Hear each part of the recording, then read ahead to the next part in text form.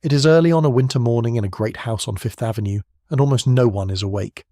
The fires have burned down to a low orange glow, and the cold has crept back into the high corners of the rooms, the way it always does in the hour before the servants rise.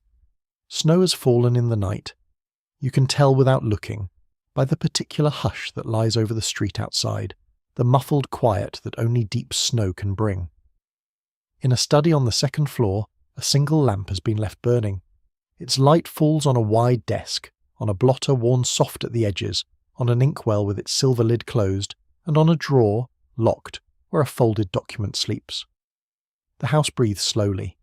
Somewhere a clock ticks, and upstairs a young man who believes he will one day own all of this is still asleep, his hand open on the pillow, dreaming of nothing in particular, certain of everything.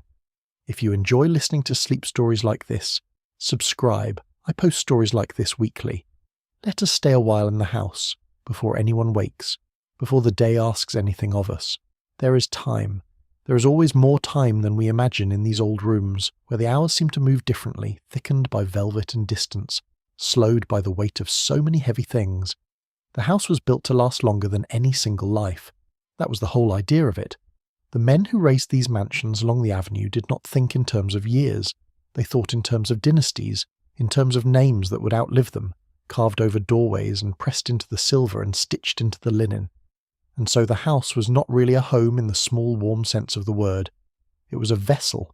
It was meant to carry a family forward through time, from one generation to the next, the way a great ship carries its cargo across dark water, steady and certain, indifferent to the weather.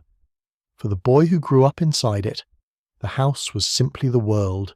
He did not know at first that other children lived in smaller rooms, that other families ate in their kitchens, that warmth could come from closeness rather than from coal. He knew the long gallery with its row of ancestors in gilt frames, their faces stern and varnished, watching him pass. He knew the marble stair that curved up out of the entrance hall like something poured rather than built. He knew the particular cold of that hall in the morning, the way his footsteps echoed there when the house was empty, a sound that made him feel very small and at the same time like the heir to something very large. And he was the heir. That was understood.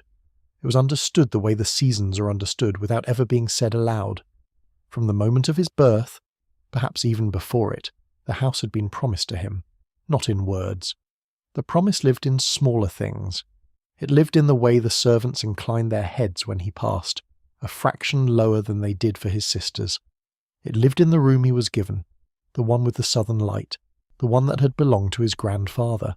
It lived in the watch his father pressed into his hand on a certain birthday, heavy and gold and warm from the older man's pocket, a watch that had kept time for 2 generations already, and was expected to keep it for 2 more. To hold that watch was to hold the future. The boy did not think of it that way. He simply liked the weight of it, the soft click of the case, the way the second hand swept rather than ticked, smooth as oil. There is something to be said about a childhood spent inside a promise. It shapes a person quietly, without their noticing. The boy walked through the rooms of the house as though they were already his, because in every way that mattered to a child they were. He learned the house the way other children learn a forest or a field, by its hidden places, its shortcuts, its smells. The library smelled of leather and pipe smoke and the faint sweetness of old paper. The conservatory smelled of damp earth and green things growing under glass even in the dead of winter. The kitchens far below smelled of bread and broth, and the particular metallic scent of the great copper pots, though he was not often allowed down there, and when he was, the cook would press a warm roll into his hands and send him quickly back up, as though the warmth of the lower floors might somehow spoil him. He had a nurse first, and then a governess, and then a tutor, and at each stage the world around him grew a little more formal, a little more careful, a little more aware of what he was meant to become. But in those earliest years, before the shaping began in earnest, he was simply a child in a vast house, and the house held him the way a hand holds a small stone, closed and certain and warm. Picture the nursery in the morning light. It is high up in the house, away from the grand rooms, in the part of the building given over to children and the people who tend them. The wallpaper is patterned with small blue ships sailing nowhere in particular, across a cream-coloured sea. There is a rocking horse in the corner, its paint worn to bare wood at the saddle where generations of small hands have gripped it. There is a window seat with a faded cushion, and from the window you can see the tops of the bare trees in the park across the way, black branches against a pale sky. The boy spends hours at that window. He watches the carriages pass below, the horse's breath steaming in the cold, the drivers muffled to the eyes. He does not yet know that he is being prepared for something. He only knows the warmth of the small fire in the nursery grate, the murmur of his nurse's voice as she sews by the window, the long, unhurried shape of a morning that asks nothing of him. The family fortune in those years was a thing the boy felt rather than understood. He felt it in the smoothness of everything, the way no door ever stuck and no meal was ever late, and no want was ever quite allowed to form before it was met. He felt it in the size of the rooms and the number of the servants and the silence of the well-made house, which did not creak or groan as smaller houses do but held its peace, solid and deep. Money, when there is a great deal of it, does not announce itself. It does the opposite. It removes friction.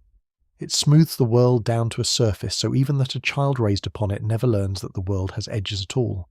This, perhaps, is the first and quietest danger of being born into such a house. Not that you have too much, but that you never learn the shape of having less. You never develop the small calluses that lesser comforts give, and so when the comfort is one day taken away, though no one in the warm nursery can imagine such a thing, there is nothing to cushion the loss. But we are getting ahead of ourselves, and there is no need to hurry. The house is asleep. The fortune is intact. The boy at the window watches the carriages pass, and the morning is long, and nothing has been decided yet, though of course everything has. The men who built these houses had come from somewhere. That was the secret at the heart of all of them, the thing that was never quite mentioned in the gilded drawing rooms. A generation or two back, almost every one of these great families had been ordinary. The grandfather, or the great-grandfather, had been a man with rough hands and a sharp eye, a man who had built a railroad through wilderness, or cornered a market in iron, or moved goods up a river when the moving of goods was dangerous and uncertain work. These founders were not gentlemen. They had clawed their fortunes out of a raw country, and the fortunes still carried something of that rawness, some memory of the struggle that had made them. The houses, with all their imported marble and their European tapestries, were an attempt to bury that memory, to wrap the new money in the appearance of old age, to make it seem as though the family had always been grand, and it nearly worked. By the time the boy was born, the struggle was 3 generations gone, softened into legend, told as a story of vision and destiny rather than of grasping and luck. Yet the founder's nature lingered in the family, the way a strong scent lingers in a closed room. It lingered especially in the matter of control. The men who had built these fortunes out of nothing did not trust the world to keep them safe. They had seen how quickly things could be lost, how a panic in the markets could erase in a week what had taken a lifetime to gather. And so they built not only houses but defences, legal defences, intricate and cold, designed to hold the fortune together long after they themselves were gone. They built trusts. They wrote wills as careful and as armoured as fortresses. They arranged the future in advance down to the smallest detail, so that no foolish son or weak grandson could undo in a moment of softness what the founder had achieved through a lifetime of hardness. The boy knew nothing of this. How could he? He knew the warmth of the watch in his hand and the southern light in his room and the row of ancestors on the gallery wall. He did not know that those ancestors had reached forward through time to arrange his life, that the smiling old founder in the largest frame had set down, decades before the boy's birth, the precise conditions under which the boy would or would not inherit. He did not know that the house he loved so simply was held in a web of legal provision so fine and so strong that it could not be felt until the moment one tried to move against it. He only knew that the house was his, or would be, and that the knowing of it was as natural and as unexamined as the knowing of his own name. You may find yourself wondering what it does to a person to grow up so certain of a thing. We will come to that. For now it is enough to say that certainty, like comfort, is a kind of sleep. It is pleasant. It asks nothing. And it makes the waking, when it comes, all the harder. The seasons turned in the house as they turn everywhere, but more gently, more decorously, as though even the year itself was on its best behaviour indoors. In autumn the great rooms were closed up one by one as the family moved between its houses, the furniture shrouded in white cloths, the chandeliers wrapped in muslin against the dust, so that for a time the mansion became a place of sleeping shapes, of pale ghosts standing in the dimness. In winter the fires were kept burning day and night, and the windows wore frost flowers in the morning, and the boy would breathe on the glass and draw in the mist with his finger before it faded. In spring the conservatory filled with the smell of forced bulbs, and the gardeners brought in cut flowers by the armful, and the house seemed to soften and open like a hand uncurling. In summer the family went away to the sea, to another great house on another expensive shore, and the city mansion was left to the caretakers and the dust and the long slant of afternoon light moving slowly across the shrouded rooms. Through all of it the boy grew. He grew the way the well-tended grow, evenly and without struggle, his health watched over by physicians, his mind stocked by tutors, his manners shaped by the constant gentle pressure of expectation. He was not unhappy, it is important to say that. The story we are telling is not, in its early chapters, a sad one. The boy was loved, in the particular way that such families love their heirs, which is to say he was valued, attended to, invested in. The love was real, even if it was never quite separable from the investment. His mother kissed him good night when she was at home, which was not every night, and his father took him sometimes into the study and showed him the maps of the railroads, the long red lines crossing the country like veins, and told him that one day all of this would be his to look after. The boy felt at those moments the full warmth of belonging. He was part of something vast. He was the next link in a chain that stretched back to the rough-handed founder and forward into a future he could not yet see but did not doubt. There is a kind of peace in believing your path is already laid. The boy slept well in those years. He slept the deep, untroubled sleep of the young and the secure, in the room with the southern light, beneath blankets warmed by a maid before he climbed into bed. He did not lie awake wondering what would become of him. He knew what would become of him, and that knowing was a soft thing to rest upon, softer than any pillow, the certainty that the world had a place for him and that the place was waiting. But a house is also a place where things are decided. Behind its calm face, in its quiet rooms, choices are made that the sleeping child knows nothing about. And the same desk where the father showed his son the red lines of the railroads was the desk where, in other hours, alone, the father would one day take out a sheet of heavy paper and a pen and begin to consider the future not as a gift to be given but as a power to be kept. The drawer in that desk was locked for a reason. We will open it gently when the time comes. For now, let the house sleep on, and the boy with it, and the snow go on falling softly in the street outside, covering the carriage tracks, smoothing the whole hard world into something white and quiet and kind. When the shaping began in earnest, it began so gradually that the boy scarcely noticed the change. There was no single morning on which his childhood ended, and his apprenticeship to the fortune began. It came on the way winter comes on, by degrees, a little more each day, until one morning you look out and the world that was green is white, and you cannot quite say when it happened. First there was the tutor, who replaced the governess, and who taught the boy his letters and his sums and the kings of England and the rivers of the world. The tutor was a thin, patient man with ink-stained fingers and a soft voice, and he came each morning to a small bright room on an upper floor that had been set aside for lessons. There was a globe in that room, and a slate, and a shelf of books with marbled covers, and a high window that looked out over the rooftops. The boy learned there the long, quiet discipline of attention. He learned to sit still, to listen, to copy out his letters until they were even and clean. It was not unpleasant work. The mornings had a rhythm to them, the scratch of the pen, the murmur of the tutor's voice, the slow gold movement of the sun across the floor, and the boy came to find a certain comfort in it, the comfort of a task laid out and steadily completed. But the lessons were not chosen at random. Behind each of them stood the fortune and its needs. The boy was taught French and a little German, because the family moved in a world where such languages were spoken, where a young man of his station would one day need to converse with counts and bankers and the polished diplomats of the European capitals. He was taught the names of the great families, his own and the others, the web of cousins and alliances that made up the small bright world he would inherit.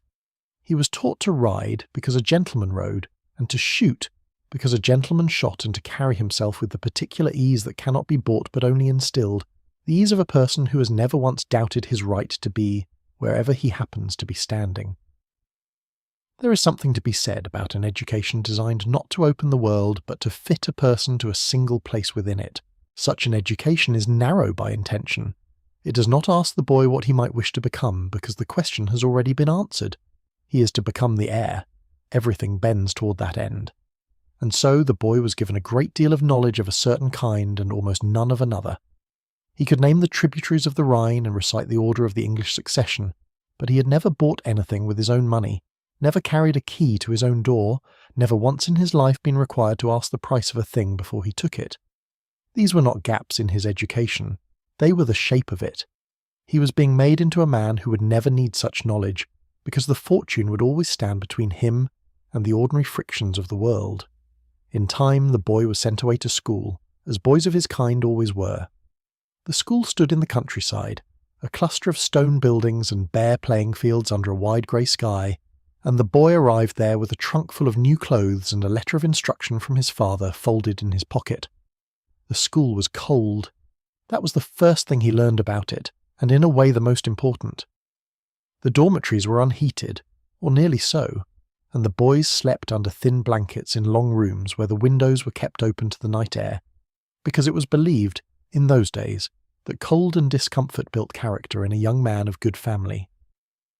The boy who had slept all his life in a room warmed by a maid now lay shivering in the dark, listening to the wind move through the old building, learning for the first time that the world could be hard even to one such as him. He learned other things at the school as well. He learned Latin and Greek, the long-dead languages that a gentleman was expected to know, not because they were useful, but precisely because they were not.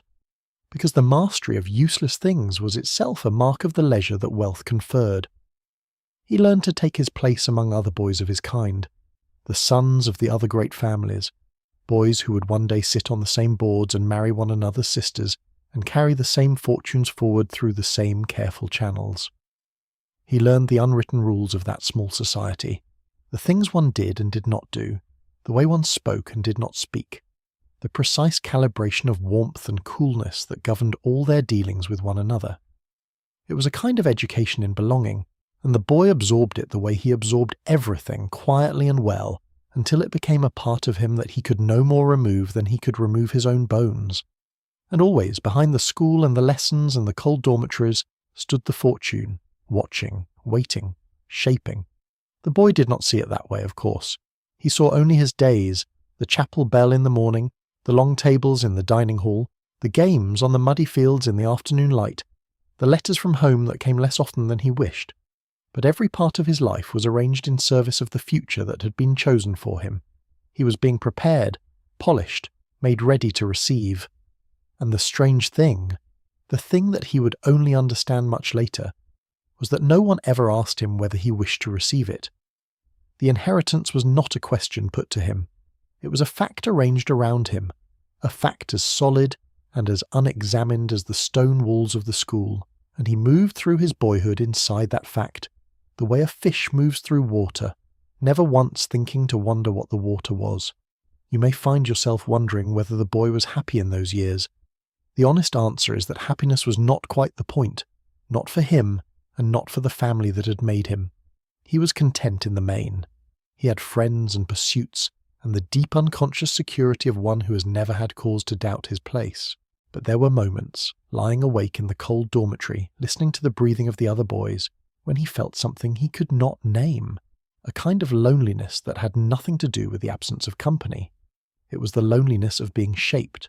It was the faint, unformed sense that his life was being lived according to a plan he had not made and could not see, that somewhere beyond the cold walls and the wide grey sky, decisions were being taken about him, for him, without him. The feeling never lasted. By morning it was gone, dissolved in the ordinary business of the day, but it returned now and then, in the quiet hours, and the boy learned to set it aside, as one learns to set aside any thought that has no use. From the school he went in time to the university, and here the shaping took on a sharper edge. For now the fortune required something more than polish. It required competence, or at least the appearance of it. The family business was vast and intricate, a great machine of railroads and holdings and investments that had to be understood, at least in part, by the man who would one day be its steward. And so the young heir, who had spent his boyhood among the dead languages, now turned to the living mechanics of the modern world. He studied the workings of the engines and the laying of the lines. He learned the principles by which the great enterprise was held together, the flow of goods and money across the continent, the arithmetic of profit and loss. Some of the young men of his class took no interest in such matters, regarding the business as a vulgar thing best left to managers and clerks. But this young man, our young man, found to his own surprise that he cared. He liked the machines. He liked the long red lines on the maps, and the way a single decision in a panelled office could send a train rolling through a mountain pass 1,000 miles away. He liked the feeling of usefulness, the sense that he might one day be not merely the owner of the fortune, but its rightful and able steward, the man who carried it forward not by accident of birth, but by genuine fitness for the task. It was, in its way, the best of him. The eagerness, the willingness to learn, the quiet pride he took in mastering the workings of the thing he was to inherit. He was not a wastrel. He was not one of those soft sons who frittered the family money on horses and cards in the company of expensive women. He wanted to be worthy. He wanted, in some deep and unspoken way, to earn the inheritance that had been promised him, to deserve it, to be the kind of man his rough-handed great-grandfather might have recognized as a true successor. And this wish, so honest and so blameless, would turn out to be one of the threads from which his undoing was woven. For a son who wishes to be worthy is a son who will one day make a choice of his own, and a choice of one's own, in a family such as his, was the one thing the fortune could not abide. But that is still to come, and there is no need to reach for it. Let us linger instead in the good years, the years at the university, when the future still seemed an open road running gently downhill. The young man kept rooms there, handsome rooms with a coal fire and a deep window seat, and a view of an old quadrangle where the grass was kept smooth as felt. He rose early, often before the others, and worked at his books in the cold morning light with the particular pleasure of one who has found work that suits him. He made friends, true friends, some of them from families as great as his own, and some from families with no fortune at all, young men who had come to the university on their wits alone, and who looked at the world with a clearer and hungrier eye than the heirs did. He liked these friends especially, though he could not always have said why. Perhaps it was that they reminded him, faintly, of the rough-handed founder, of the part of himself that wished to earn rather than merely to receive. Perhaps it was simply that they were interesting, that they had seen more of the world's edges than he had, that they carried in them some current of life that the smooth sons of the great houses lacked. It was among such friends, in such rooms, in those open and hopeful years, that the young heir first began, very quietly, to become a person of his own. Not all at once, not dramatically. But by small degrees he formed opinions that were his own and not his father's, took pleasures that had not been planned for him, dreamed dreams that fit no provision of any trust. He was still the heir. He still meant to inherit, still studied the workings of the railroads, still wrote dutiful letters home and returned for the holidays to take his place at the long table beneath the watching ancestors. But something had begun in him that could not be undone, the slow and natural unfolding of a self, and this self, though he did not know it, was on a collision course with the careful plan that had been laid for him before he was born.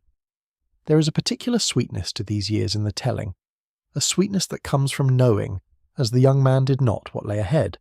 He stands at the threshold of his life, able and eager and warmly certain, the watch ticking in his pocket, the fortune waiting just beyond the horizon of his graduation. He does not know that the very qualities that make him admirable, his independence, his honesty, his wish to be worthy, his eye for the friends and pleasures and loves that were not on the list, are the qualities that will cost him everything. He cannot know it. No one can know such things in advance. And so he goes on, in the good years, building himself into the man he wishes to be, and the building is beautiful to watch, even now, even knowing how it ends, especially knowing how it ends. Let him rest there a moment, in the firelit rooms, in the smooth-grassed quadrangle, in the long morning light. Let the future keep its distance a little longer. He has earned, if nothing else, this pause. The fortune is still his, the plan is still intact, and the young man who has worked so hard to deserve what was always meant to be given him, falls asleep at last over his books in the cold, bright morning, his head on his folded arms, the fire low in the grate, the whole of his life still ahead of him, and still, for now, his own. Now let us go back into the house, and up the stairs, and into the study where the single lamp was burning in the cold hour before dawn. The young man is grown now, away at the university or newly returned from it, and the room belongs as it has always belonged to his father. It is here, more than anywhere, that the future is decided. Not in the drawing rooms where the family gathers, not in the dining hall beneath the watching ancestors, but here, in this quiet panelled room, at this wide desk, in the hours when the rest of the house is asleep. The father is a particular kind of man, and to understand the son's story we must understand him a little. He's not cruel, or not in any way he would recognise. He's not a tyrant in the ordinary sense, raging and striking out. He's something colder and more careful than that. He is a steward. He thinks of himself as a steward, the keeper of a fortune that is not really his own, but rather a trust passed into his hands from the rough-handed founder, and to be passed, in time, into the hands of whoever proves worthy to receive it.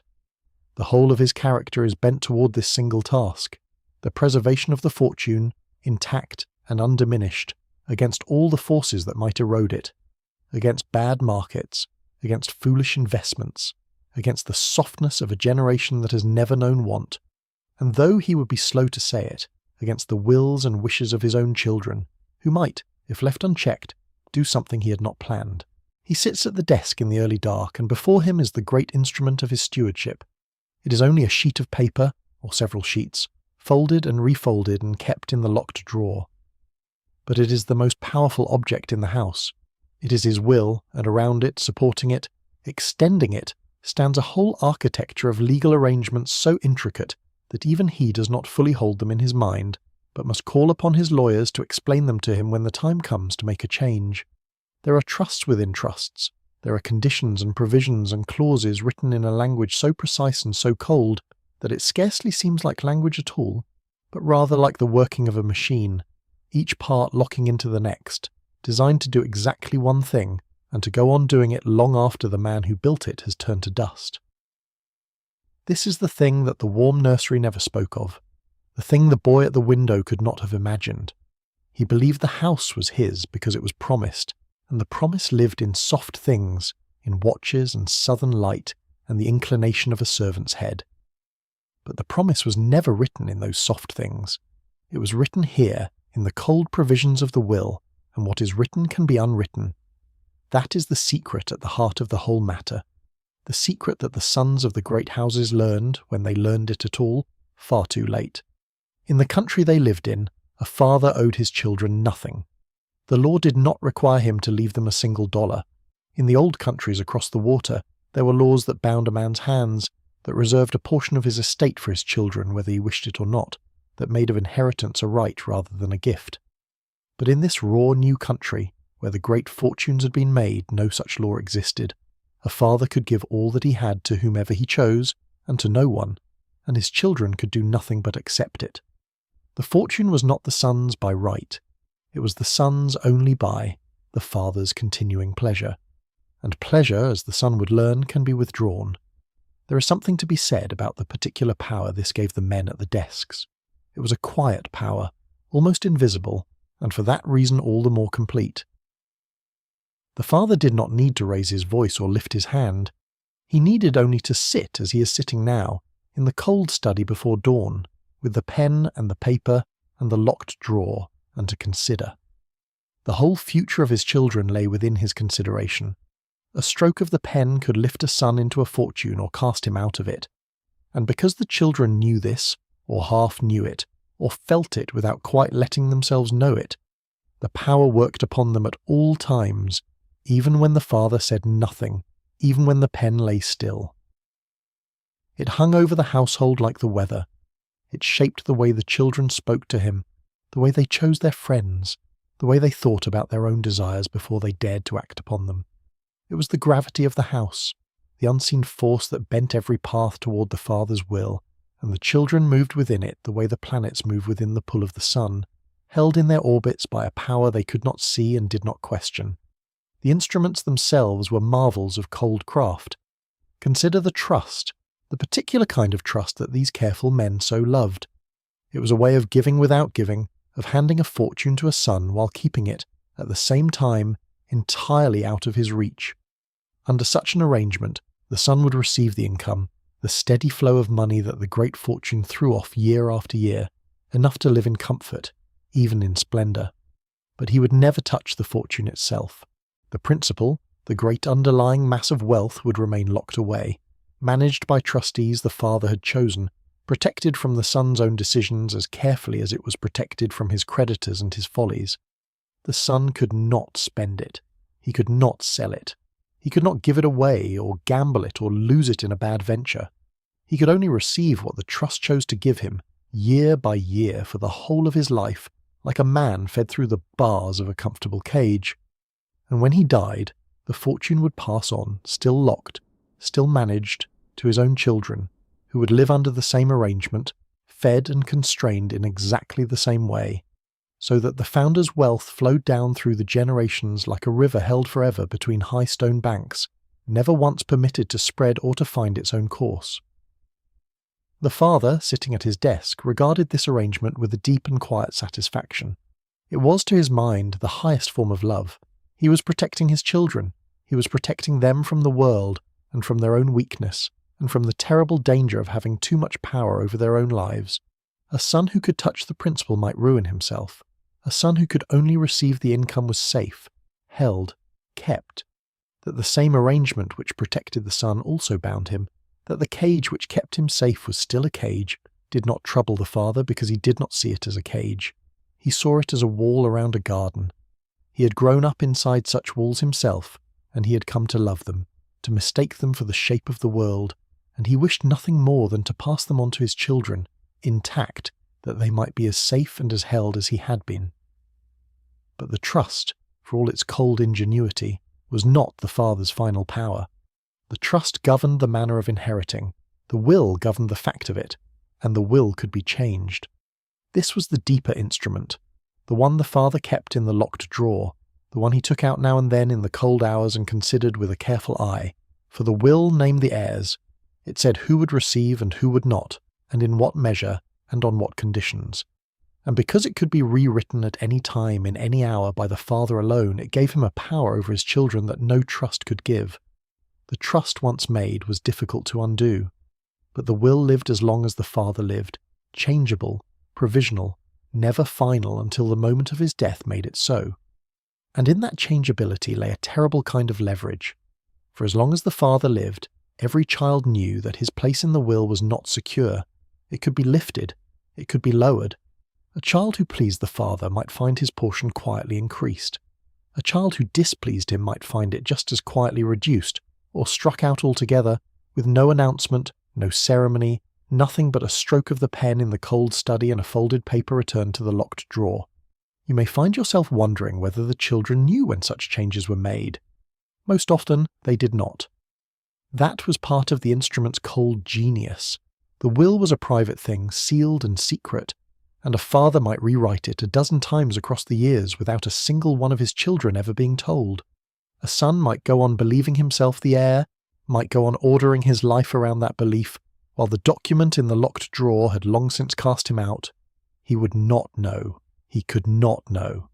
The truth would wait for him, folded and silent, until the day the father died, and the will was opened and read aloud, and the son learned in a single terrible moment, in a room full of relatives, what had been decided about him years before, in his absence, without his knowledge, while he slept in his certainty.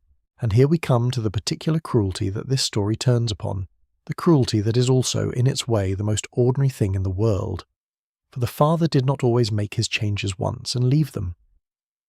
The careful men at the desks discovered over time that the will was not merely a way of arranging the future, but a way of governing the present. A son who knew, or suspected, that his place in the will was uncertain became a son who could be managed. The father had only to let it be known by a coolness here, a hint there, a remark dropped at the dinner table about the importance of a son's choices, that the inheritance was not guaranteed, and the son would order himself accordingly. The will became a leash, and the cleverest, or perhaps the coldest of the fathers learned to use it as a leash, writing a son out in a moment of displeasure, and writing him back in when he had been brought to heel, lifting and lowering the great weight of the fortune to steer the son's life this way and that, the way a driver steers a horse with the smallest pressure of the reins.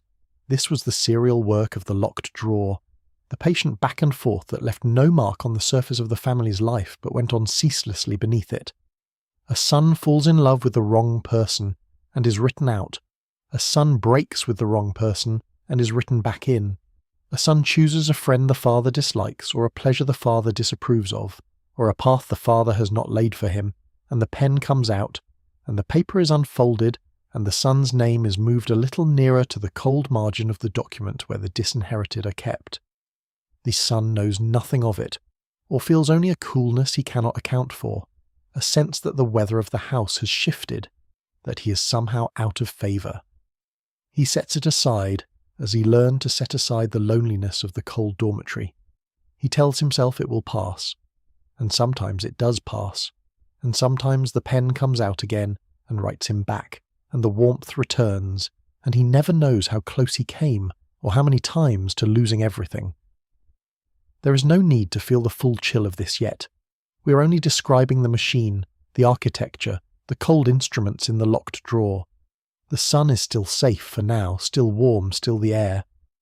The father at his desk has not yet struck him out. He is only considering, as careful men consider, the long future of the fortune and the fitness of those who might receive it. The lamp burns low, the pen lies still on the blotter. Outside the snow goes on falling, smoothing the carriage tracks, and the great house sleeps around the one waking man, who sits in his pool of yellow light with the whole future of his children spread before him, and weighs it, and folds it, and returns it to the drawer, and turns the small brass key. What did it do to a man, to hold such power for so long? That is a question worth sitting with gently, in the quiet. For the power was not only a power over others, it was a power that worked upon the one who held it, slowly, the way the cold worked upon the rooms in the hour before dawn. A man who has spent his life learning to govern his children through the threat of the locked drawer becomes, by degrees, a man who can no longer love them in any simpler way. The instrument gets into him. The habit of leverage replaces the habit of warmth.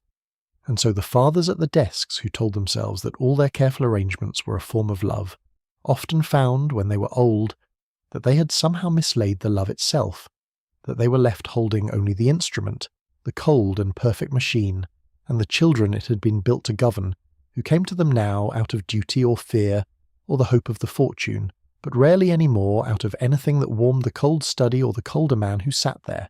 Let the father rest, then, at his desk, in the last of the lamplight, with the key turned in the lock and the will asleep in the drawer. He is not a monster. He is only a man who loved a fortune more than he knew, and who mistook the holding of it for the keeping of his family, and who will discover too late the difference between the two. The dawn is coming. The servants will rise soon, and the fires will be built up, and the house will fill with its ordinary warmth and motion. But the cold of the study will linger, as it always lingers, in the locked drawer and the folded paper, and the small brass key, waiting for the hour when it will be taken out, and read, and made final at last. The thing that undid the sun was almost always a small thing. That is one of the quiet truths of these stories, and it is worth holding gently, because it runs against what we expect. We expect the great rupture to come from a great cause. We imagine some terrible crime, some shameful ruin, some betrayal vast enough to justify the casting out of a child. But it was rarely so. More often the trigger was something tender, something that in any other life would have been a cause for joy. More often than not, what broke the line was love. Let us follow one such son, a real one, through the door that closed behind him. His name was Cornelius, though his family called him Neely, the soft diminutive of a great and heavy name. He was the second son of one of the very greatest of the fortunes, a fortune built on railroads and grown so large that it dwarfed the wealth of kings. His elder brother had died young of a fever caught at the university, and so Neely had become the heir, the one upon whom the whole future of the house now rested. He was, by every account, exactly the son such a family might have wished for. He was able, he was serious. He had studied the mechanical workings of the railroads with real devotion, had earned not merely the gentleman's degree but a further degree in engineering, the practical knowledge of the machines themselves. He wished, as our young men so often wish, to be worthy of what he would inherit. He was the very opposite of the wastrel son, and it did not save him. What undid him was that he fell in love, and that he loved a woman his parents had not chosen. She was not a poor woman, not a scandalous one, not in any ordinary sense unsuitable. She came from a family of standing, a family with money and connections of its own. But she was not what the father had planned. She was a little older than Neely. She had been spoken of in the gossip of society, in connection with other men, including, it was whispered, his own late brother. And above all, she was not the father's choice. The father had a vision of the alliance his heir would make, the families that would be joined, the fortunes that would be doubled, the careful arithmetic of marriage that governed the great houses as surely as it governed the railroads, and the woman Neely loved did not fit that arithmetic. She was a variable the father had not entered, a choice the son had made on his own, and that, in the end, was the unforgivable thing. Not the woman herself, the choosing. There is something to be said about the particular danger of a son's first true act of will. For most of his life the son had moved within the gravity of the house, bending his path to the father's, choosing as he was meant to choose, wanting as he was meant to want. And then love came, as love does, without permission and without plan, and for the first time the son found himself wanting something the father had not approved. He found himself with a desire entirely his own, and he discovered in the having of it that he could not give it up. The other desires of his life had been shaped ones, things he had been taught to want, and a taught desire can be untaught. But this one had grown in him on its own, in the open and hopeful years, and it had roots that went down past the reach of any teaching. He could no more give her up than he could give up his own name. And so, the son who had spent his whole life pleasing the father found himself, almost to his own surprise, about to defy him for the first and last and only time. The defiance, when it came, was quiet. There were no scenes, or few of them. The son went to the father and told him that he wished to marry the woman he loved, and the father said no. The father said no in the cold and reasonable way of such men, laying out the unsuitability of the match, the disappointment it would cause, the damage it might do to the family's careful plans. The father did not rage. He did not need to rage. He had the locked drawer, and the son knew that he had it, and the threat of it hung unspoken in the cold study between them. The father let it be understood, without quite saying so, that a marriage made against his wishes would not be a marriage the fortune could countenance. He let it be understood that there would be a price, and then he waited, in the way of such men, certain that the gravity of the house would do its work, that the son, faced with the loss of everything he had been raised to receive, would come to his senses and give the woman up. But the son did not give her up. That is the heart of the story, the small, still point on which everything turns. He weighed the fortune against the woman, the inheritance against the love, the whole vast future that had been promised him against the single human being he could not bear to lose. And he chose her. He chose, knowing what it might cost. And one summer, quietly, without the great wedding that his station would have demanded, with none of the 800 guests and the gowns that weighed 20 pounds and the cathedrals of flowers, he married her. A small ceremony, a private one, the kind of wedding a clerk might have, or a tradesman, rather than the heir to one of the largest fortunes in the world. And in the simplicity of it, in the smallness and the privateness and the lack of the father's blessing, the line was broken. The thing was done. This son had made his choice, and the choice could not be unmade. You may find yourself wondering what passed through the father's mind when the news reached him. We cannot know, of course.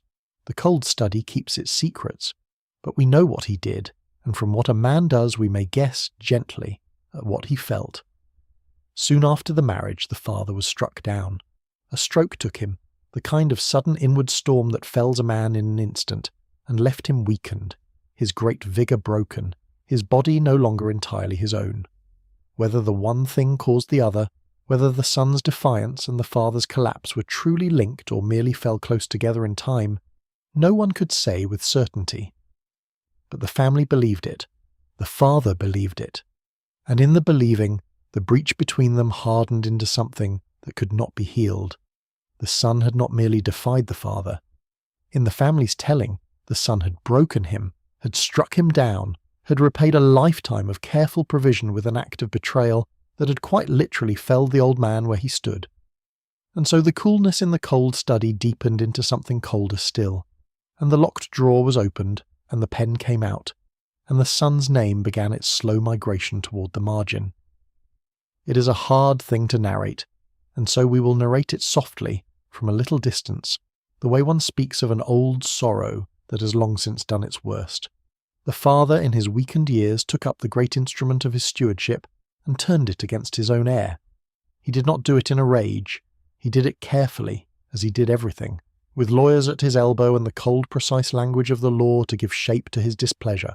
He arranged that the bulk of the fortune, the great mountain of railroad wealth, would pass not to Neely, the eldest surviving son, the heir who had studied the engines and earned his degrees and wished so badly to be worthy, but to a younger brother, a son who had not defied him. And to Neely he left a portion, but a small one, a fraction of what should have been his, a sum that would have been a fortune to any ordinary man, but that was, against the scale of what he had lost, a kind of message, a measure of the father's disapproval made visible in figures. The obituaries, when the time came, would say as much in their plain way. The difference between what the favoured brother received and what the defiant son received was, they wrote, the exact measure of the father's anger. The will was not merely a document, it was a verdict. And the verdict was written in money, the only language the cold study had ever truly spoken. And yet, and this is the part that breaks the heart most gently, because it is the most human, the son did not seem in the end to mind as much as the world expected him to. He had made his choice, and he stood by it, and the marriage he had paid so dearly for turned out to be a good one. The woman he had loved against his father's wishes remained his wife for the whole of his life, near to 50 years, and by all accounts they were devoted to one another to the end. He had traded a fortune for a marriage, and the marriage held. The fortune he had lost would have made him one of the richest men in the world. The marriage he had kept made him something the fortune could never have made him, a man who had chosen his own life, and lived it, and did not regret it. Whether that was a fair trade is the question that haunts all these stories, the question we will come back to, gently, again and again, without ever quite answering. But the son himself seemed to have answered it. He had counted the cost and paid it, and gone on. There is something to be said, too, about the woman in the story, who was so easily lost in the telling of the son's choice. For she had made a choice as well. She had married a man knowing that the marriage would cost him a fortune, knowing that she would be blamed for it, knowing that the family would regard her ever after as the one who had cost them their heir. It would have been easy for her to refuse, to send him back to his father and his inheritance, to choose for him the comfortable life he could have had without her. She did not. She believed, as he believed, that what they had was worth more than what he would lose, and the long devoted decades of their marriage suggest that they were not wrong, or at least that they did not let themselves think they were wrong, which in a long marriage may amount to nearly the same thing. They built a life together on the far side of the broken line, a life smaller than the one he had been promised, but their own, entirely their own, owing nothing to the cold study or the locked drawer or the old man who had cast them out. But we must not let the warmth of that marriage carry us too quickly past the cold fact at the centre of it. A son had been disinherited. A boy who had grown up certain that the great house would one day be his had been quietly, carefully, lawfully written out of the future he was born to receive. And the cause of it, the trigger that brought the pen out of the locked drawer, was not a crime or a ruin or a betrayal in any ordinary sense. The cause was love.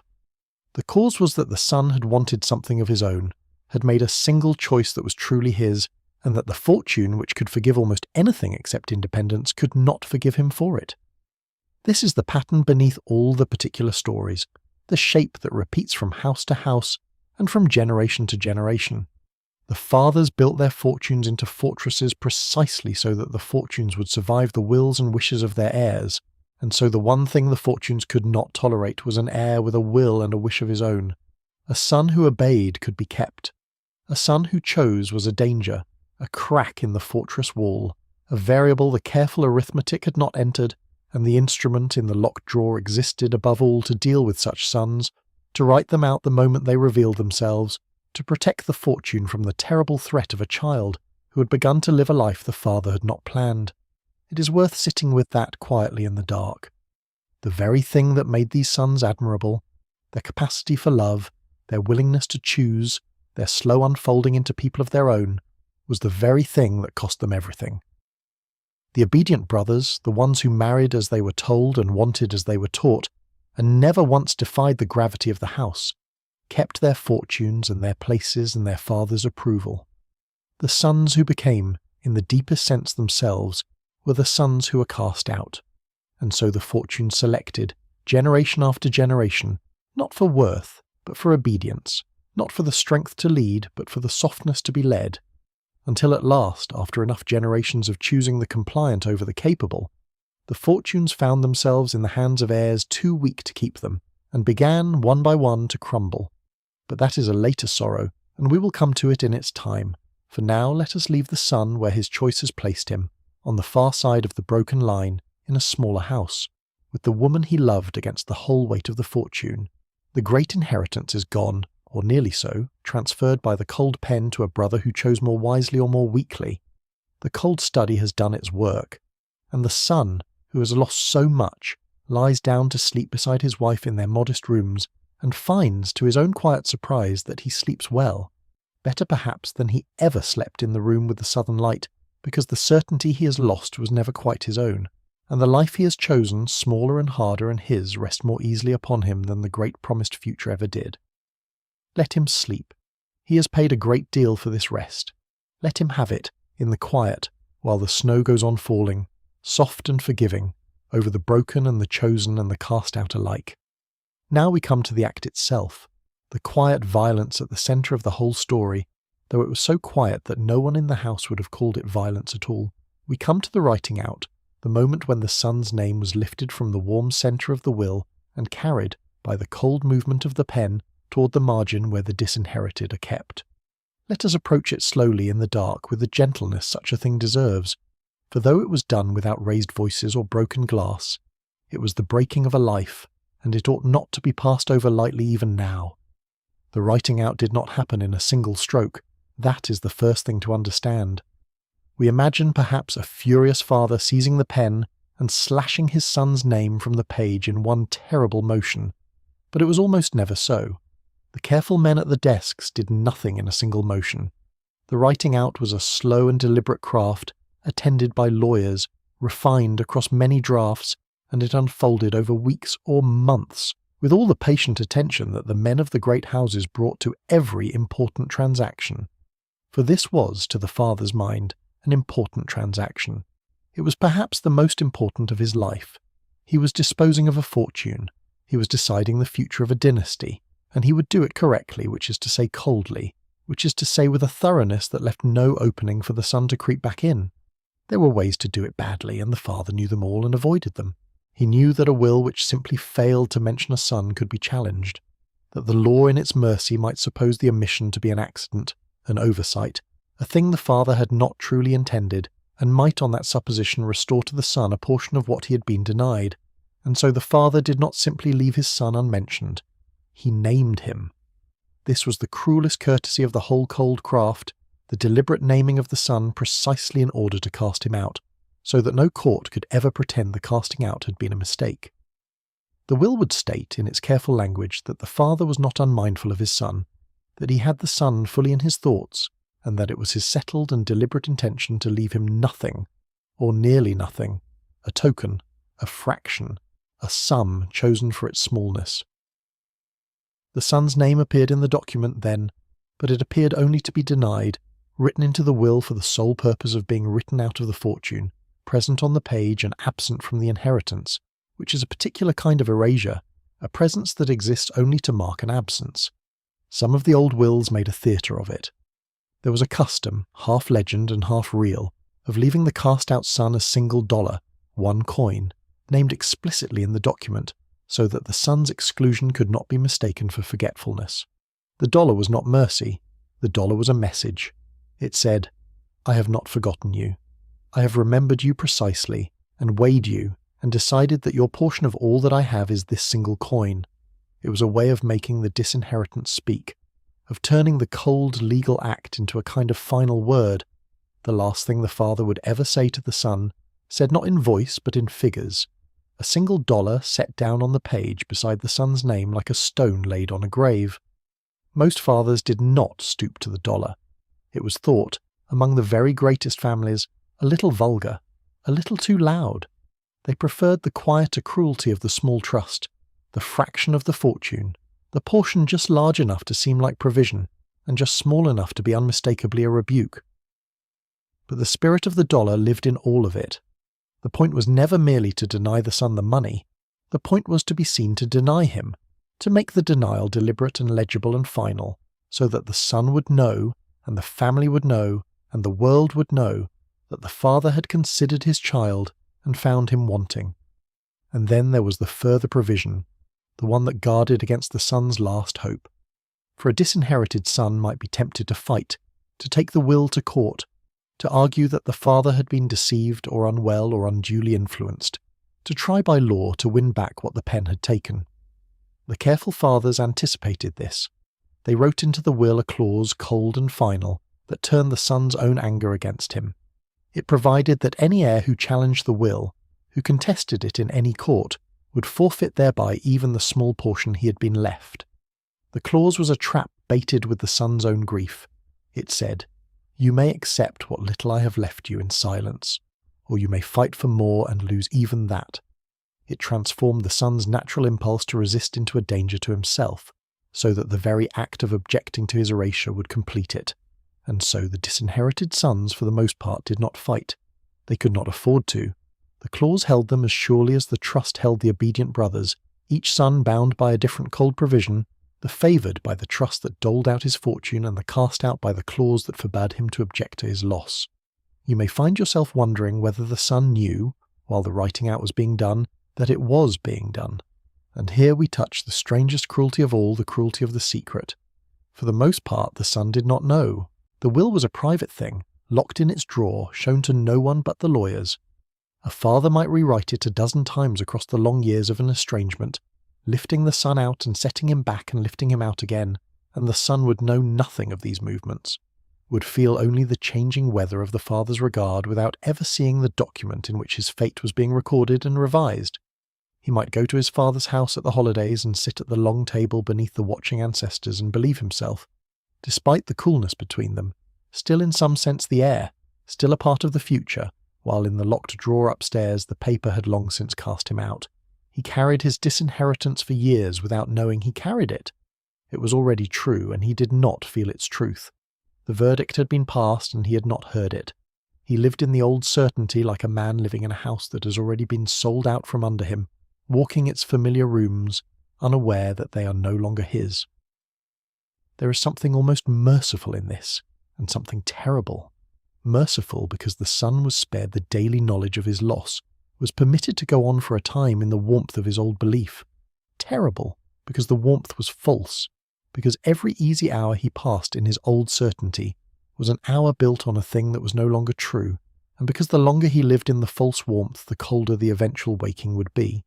For the waking would come, the secret could not keep forever.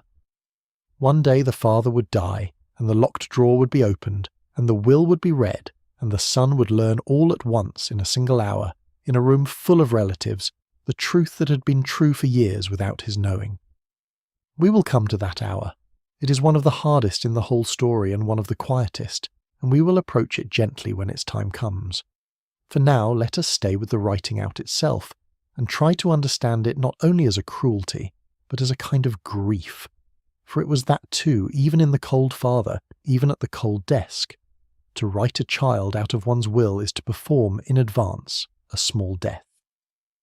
The father, taking up the pen, was burying his son while the son still lived.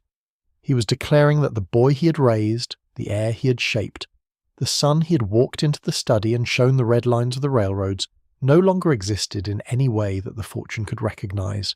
And whatever the father told himself about worth and obedience and the long future of the dynasty, some part of him surely felt the weight of what he was doing, the strangeness of it, the unnaturalness of a father unmaking his own child with a stroke of the pen. The cold study was cold, but it was not without feeling. The men who sat there were not without hearts. They had only learned, across their careful lives, to keep their hearts subordinate to their stewardship, to let the fortune speak louder than the blood, and the writing out was the moment when that long subordination reached its terrible conclusion, when a man chose the fortune over his son so completely that he set the choice down in law and locked it in a drawer. What did the room feel like in the hour of the writing out? We may imagine it softly, the lamp burning low, the lawyers gone home, or waiting in the next room. The father alone with the document, reading it over for the last time before he signed. The clauses arranged in their cold order, the naming and the denying, the fraction and the trust, and the trap of the no contest clause, all of it built to do its single work. The father's hand, perhaps not quite steady now, in his weakened years, holding the pen above the place where his signature would make the whole thing final. And then the signing, the small dry sound of the nib on the heavy paper, the curl of the ink, the name set down. It was done. The sun was out. The fortune was safe in the hands the father had chosen. And the father folded the paper and returned it to the drawer and turned the small brass key and sat for a while in the low light, an old man who had just performed the last and coldest act of his stewardship, and who felt perhaps in the silence of the cold study the first faint chill of the thing he had done, the loneliness of a man who has protected his fortune so well that he has driven out the one who was meant to carry it on. It is a strange inheritance, the inheritance of being written out. The son received nothing, and yet he received something heavier than money and harder to set down. He received the knowledge, when at last he learned it, that he had been weighed by his own father and found wanting. He received the long, cold fact of his erasure, to carry with him for the rest of his life. And in many cases, though he didn't know it yet, he received something else as well, something that would shape his own life as a father in ways he could not foresee. For the son who has been written out by his father carries within him, ever after, the knowledge that such a thing is possible, that a father can do this to a child, that the pen and the drawer and the cold provisions are always there waiting. And that knowledge, planted in him by his own disinheritance, would grow in the fullness of time into a terrible echo. But that too is a later sorrow, and we will come to it in its proper place, when the night is older and the telling slower. For now, the writing out is done, the pen is still, the drawer is locked, the father sleeps, or does not sleep, in the cold study, and the son sleeps, far away in his smaller house, in the false warmth of a certainty that is no longer true. And between them lies the folded paper, silent in its drawer, holding the verdict that neither of them tonight will speak aloud. Let it lie there. Let the night hold it. There is time enough, in the slow hours ahead, to take it out, and read it, and let it do at last the gentle, terrible work for which it was made. But not yet. Not yet. The house is quiet, the snow is falling, and the two men, the father who wrote, and the son who was written out, sleep on, each alone, beneath the same indifferent winter sky. There was always another son. That is a part of the story we have not yet sat with, and it deserves its own quiet hour, for the disinheritance of one child is almost always the elevation of another, and the brother who rises is as bound by the fortune as the brother who falls, only in a gentler seeming way, a way that looks like fortune and feels, in the end, like its own kind of cage.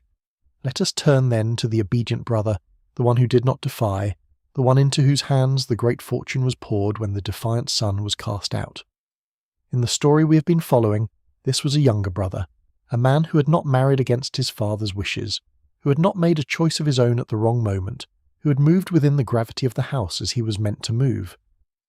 And so when the father's pen carried the elder son toward the margin, it carried the younger son toward the centre, and made of him the heir, the keeper, the one who would receive the mountain of railroad wealth that should, by every older rule, have gone to his brother. He inherited a sum so vast it could scarcely be counted, a fortune of many tens of millions in the money of that time, which is to say a fortune beyond the imagining of ordinary men. He inherited the houses and the holdings and the long red lines on the maps. He inherited, in short, everything, including the thing he had perhaps never wanted and certainly never asked for, the place that had belonged to his brother. It would be easy to think of this brother as the villain of the piece, the one who profited from another's fall. But that would be unjust and untrue to the gentle complexity of the thing. The brother had not schemed. He had not whispered against the elder son in the cold study. had not worked to win the fortune for himself. He had simply done what he was raised to do, had married as he was meant to marry and obeyed as he was meant to obey, and the fortune had flowed to him not because he reached for it, but because his brother had let it go. He woke one day to find himself the richest of men, and the wealth had come to him by way of his brother's wound, and he had to live, ever after, with the knowledge of how it had come to him. That is a heavier thing to carry than it might seem, to be enriched by another's loss, and a brother's loss at that, and to have done nothing to deserve the enrichment but obey. That is a burden with no clean way to set it down. And here the story gives us a small and tender mercy, a moment of human warmth in the cold architecture of the will, and it is worth lingering on, for such moments are rare and ought to be honoured. The obedient brother, having received the fortune that should have been his elder brother's, did a quiet thing. He gave some of it back, not all of it. He could not have given all of it back, even had he wished to, for much of it was held in trust he could not break, locked away by the same cold provisions that had bound the whole family for generations. But of the portion he could command, he took a great sum, a sum that would itself have been a fortune to most men, and he gave it to his disinherited brother, quietly, without ceremony, without undoing in any public way the verdict the father had passed, but softening it, in private, brother to brother, as a kind of apology for a wrong he had not committed but had none the less benefited from. It was not enough to restore the elder son to the place he had lost. Nothing could have done that, but it was something. It was a hand reached across the broken line. It was the obedient brother saying, in the only language the family knew, the language of money, that he had not wished for this, that he was sorry, that the bond between them was not, whatever the will might say, entirely severed. There is something to be said about this gesture, and about what it reveals, for it shows that the cold provisions of the will, however absolute they seemed, could not quite kill the warmth between the brothers. The father had done everything in his power to separate them, to lift one and cast down the other, to make of his sons a favoured heir and a disinherited outcast. And yet the brothers, left to themselves, reached across the division the father had made, and repaired it, in part, as best they could. The fortune had been used as a weapon, to wound and to divide, and the obedient brother, receiving the fortune, turned it, in some small measure, back toward its better use, used it to mend rather than to break, to draw his brother nearer rather than to drive him away. It was a quiet defiance of the father's cold design, a defiance made not in anger but in love, and it cost the obedient brother a great deal of money and won him nothing but the easing of his own conscience and the renewal of a bond his father had tried to break. By the cold arithmetic of the cold study, it was a foolish thing to do. By any warmer measure, it was the finest thing either brother did. And yet we must not let the warmth of it carry us past the harder truth, which is that the obedient brother, for all his fortune, was not free either. This is the part that is so easily missed, the part that the world, dazzled by the size of the inheritance, almost never sees. The obedient brother had kept his place by obeying, and the obeying did not end when the fortune came to him. It went on. For the fortune he had inherited was not given to him to do with as he pleased. It was given to him in trust, hedged about with the same cold provisions that had governed it for generations, managed by the same careful instruments, locked away from his own free hand exactly as it would have been locked away from his brother's. He received the income, the great steady flow of wealth, but the fortune itself was held beyond his reach, held by the dead father's design, held by the founder's ancient distrust reaching forward across the decades to bind even the favoured son. He could live in splendour. He could not touch the principle. He was fed through the bars of a golden cage, exactly as his disinherited brother might have been, only his cage was larger and gilded and called by the name of fortune rather than by the name of loss. You may find yourself wondering then which brother was truly the freer. It is a question worth holding, gently, without rushing to an answer, for the answer is not as plain as it first appears. The disinherited brother had lost the fortune, yes, but in losing it he had also lost the cage. He was poor by the standards of his family, but he was, in a strange and painful way, free. He had made a choice of his own, and lived by it, and owed nothing to the cold study or the locked drawer. No trustee doled out his income, no trust held his life between its high stone banks. He had stepped outside the whole cold architecture, and though the stepping had cost him a fortune, it had bought him a life that was, at last, entirely his own. The obedient brother, meanwhile, kept the fortune and the cage together. He remained inside the architecture, fed and held and constrained, the richest of prisoners, free to do anything except the one thing that mattered, which was to live a life that was truly his. The fortune had not freed him. It had only gilded the bars. This is the deep and quiet irony at the heart of these stories, and we will return to it softly again and again in the slow hours ahead. The thing the sons spent their lives competing for, the great fortune, the inheritance, the place at the centre of the will, was not the prize it seemed to be. To win it was to be bound by it. To lose it was, in a terrible and painful way, to be released from it. The father, in casting out his defiant son, believed he was punishing him, was depriving him of the greatest good a father could give, and perhaps by the cold measure of the world he was. But by another measure, a warmer and stranger one, the father had, without meaning to set his son free, had cut him loose from the gilded cage and sent him out into a life that was, for all its hardships, his own. The punishment was a kind of liberation. The disinheritance was a kind of gift. Not a gift the father meant to give, and not a gift the son would have chosen, but a gift nonetheless, hidden inside the wound, like a seed inside a stone. We must be careful, though, not to make this too neat, not to wrap the cold fact of disinheritance in a comfortable lesson, and so rob it of its weight. It is true that the disinherited son was, in some ways, freer than his fortunate brother. It is also true that he was poorer, and that poverty is a hard master, and that the freedom he won was paid for in real losses, in smaller rooms and harder days and the long cold knowledge of his father's rejection. The story does not resolve into a simple moral, into a tidy proof that it is better to be cast out than to be kept. Both brothers lost something. Both brothers kept something. The disinherited brother kept his freedom and his marriage and his self, and lost his fortune and his place and his father's love. The obedient brother kept his fortune and his place and his father's approval, and lost his freedom and perhaps some part of his own soul, the part that might have made a choice of its own had he ever dared to make one. Neither brother was wholly fortunate. Neither was wholly bereft. They were two men shaped by the same cold house, sent down two different roads by a single stroke of a pen, and each road had its losses, and each had its mercies, and which was the better road is a question that even they, perhaps, could not have answered, lying awake in their separate houses in the small dark hours, the one counting his freedom and the other counting his gold. Let us leave the brothers there, then, in their separate beds, in their separate houses, bound to one another still by a blood the cold study could not quite divide. The obedient brother sleeps in his splendid rooms, the richest of men and the most gilded of prisoners, his fortune held in trust beyond his reach, his life arranged by a father long dead. The disinherited brother sleeps in his smaller house, poorer and freer, beside the wife he chose against the whole weight of the fortune, and between them, unspoken, lies the quiet gift the obedient brother gave, the great sum reached across the broken line, the small warm defiance of the cold father's cold design. It is not enough to undo the wound.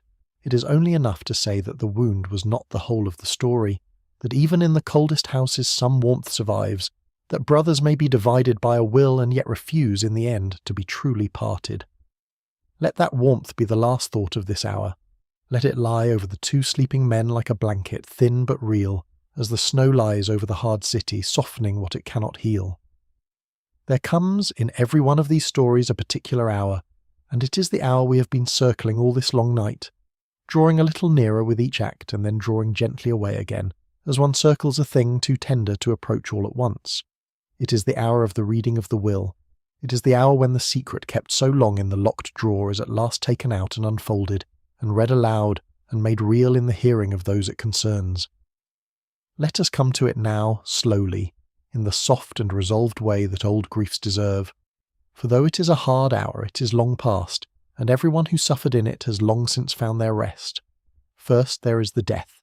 The father, who has sat so many years at the cold desk, who has held the great instrument of his stewardship through so many revisions, comes at last to the end of his holding. He is old now, weakened by the strokes that have felled him one by one, and one winter morning or one autumn evening, the last of them comes, and the long stewardship is over. The house fills with the particular hush of a great death. The drawn curtains, the muffled bells, the servants moving softly in their dark clothes, the great rooms shrouded once more in white, not for the season this time, but for morning. The family gathers. The sons come, the favoured and the cast out alike, for death calls all the children home, whatever the will may say, and even the disinherited son returns to the house of his boyhood to stand beside his father's body and feel, whatever lies between them, the strange vertigo of a parent's death, the sudden absence of the one fixed point around which his whole life has turned. And then, when the burying is done, comes the reading. It is a formal thing, attended with all the gravity such families brought to their important transactions. The lawyer comes, the keeper of the locked drawer's secrets, carrying the will in its envelope. The family assembles in one of the great rooms, perhaps the library with its smell of leather and old paper, perhaps the long dining room beneath the watching ancestors. They sit, the widow and the sons and the daughters and the various relations who have a stake in the disposing of so vast a fortune, and the lawyer opens the envelope and unfolds the heavy paper and begins to read, in the dry, careful voice of his profession, the words the father set down in the cold study in the hours before so many dawns. You may find yourself wondering what it was like to sit in that room and wait for one's name, for the will is read in order, provision by provision, and a son who does not know his fate must sit and listen, as the fortune is disposed of around him, must hear the houses given and the holdings assigned and the great sums named, and wait, with a growing cold in his chest, to hear what has been left to him. The disinherited son, if he does not yet know he is disinherited, sits in that room in the last moments of his old certainty, listening, waiting, perhaps still believing that his name will come at the warm centre of the document, that the coolness of recent years was only coolness, and not the colder thing it truly was. And then the reading reaches him, and he hears his name, and he hears what follows his name, and in that single moment, in the dry voice of the lawyer, in the heavy room full of relatives, the secret of the locked drawer becomes at last a thing he knows. It is a quiet moment. That is the strange thing about it, the thing that those who are not there can scarcely believe. There is no cry, no scene, no breaking. The disinherited son hears the verdict and he does not move. He has been raised, after all, in the school of the cold dormitory and the long table beneath the watching ancestors. He has learned, across his whole life, the discipline of the still face, the art of receiving even the hardest thing without letting it show. And so he sits, and he hears, and his face does not change, or changes only in some small way that perhaps the lawyer notices and perhaps no one does, a slight stillness, a slight settling, the look of a man who has just felt the floor give way beneath him and is determined that no one shall see him fall. The reading goes on, the fortune is disposed of, the favoured brother's portion is named, vast and central, and the disinherited son sits and hears his brother given the world that was once promised to him, and his face does not change, and the reading goes on, and at last it is finished, and the lawyer folds the paper, and the family rises, and the thing is done. What does the son do then, in the hours after the reading? He goes home. There is nothing else to do. He goes home to his smaller house, to his wife, to the life he chose, and he carries with him now, for the first time fully known, the cold fact of his erasure. He had perhaps suspected it. He had perhaps felt, in the long years of coolness, the shape of what was coming. But suspicion is not knowledge, and the suspecting heart keeps a small warm room of hope even against the evidence, and now that room is closed. He knows. He has heard it read aloud, in his father's words, in the lawyer's dry voice, in the heavy room full of relatives who heard it too. The thing is no longer a fear but a fact, and a fact, once known, must be lived with, must be folded into the shape of a life, and carried forward, day by day, for all the days that remain.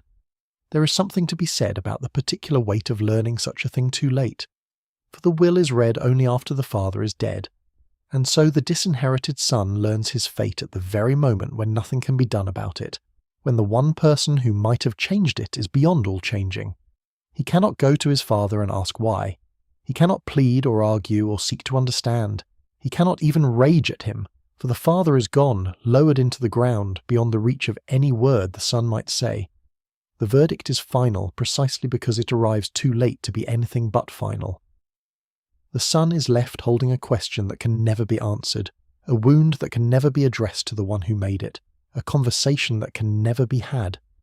Why did you do this? Was I truly so unworthy? Did you not love me at all, or did you love me and choose the fortune anyway, and which of those would be the harder thing to know? The questions hang in the air of the smaller house, unanswerable, and the son must learn to live alongside them, to let them grow quiet without ever growing answered, the way one learns to live alongside any grief that has no remedy. And yet, and here the story offers its strange and gentle consolation once more, the disinherited son often discovered, in the days and years after the reading, that the loss was not quite the catastrophe he had feared.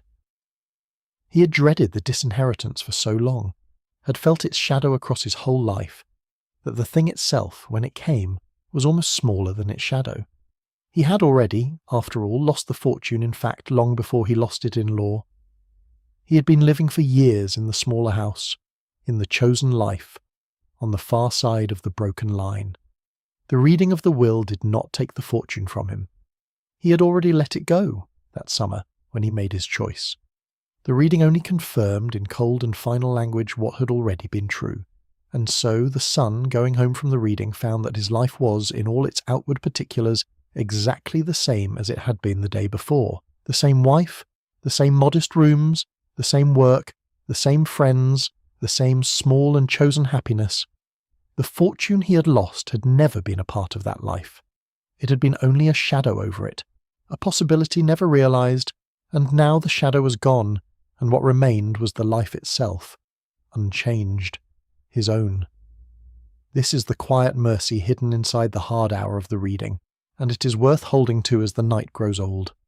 The disinheritance, so dreaded, so cold, so final, took from the son only a thing he had already chosen to live without. It could not touch the life he had actually built. It could not reach the marriage or the friendships or the self he had become. It was a verdict passed on a future that the son had already declined to live, and the son, hearing it, could afford to let it pass over him like a cold wind over a warm house, felt but not feared, acknowledged but not allowed inside. He had paid for his life in advance that summer, and the bill, when it came, was already settled. There was nothing left to lose that he had not already, with open eyes, let go. Let us leave the son, then, on the evening of the reading, returning home through the cold streets to the life he chose. The great house recedes behind him, shrouded in its mourning, the will read, the fortune disposed, the long stewardship ended. Ahead of him is the smaller house, with its lamp in the window, and his wife waiting, and the modest warm rooms that are, whatever any will may say, entirely his own. He walks toward that lamp through the falling snow, a disinherited man, a free man, a man who has just heard the worst thing his father had to say to him, and found that it could not, in the end, reach the place where he actually lived.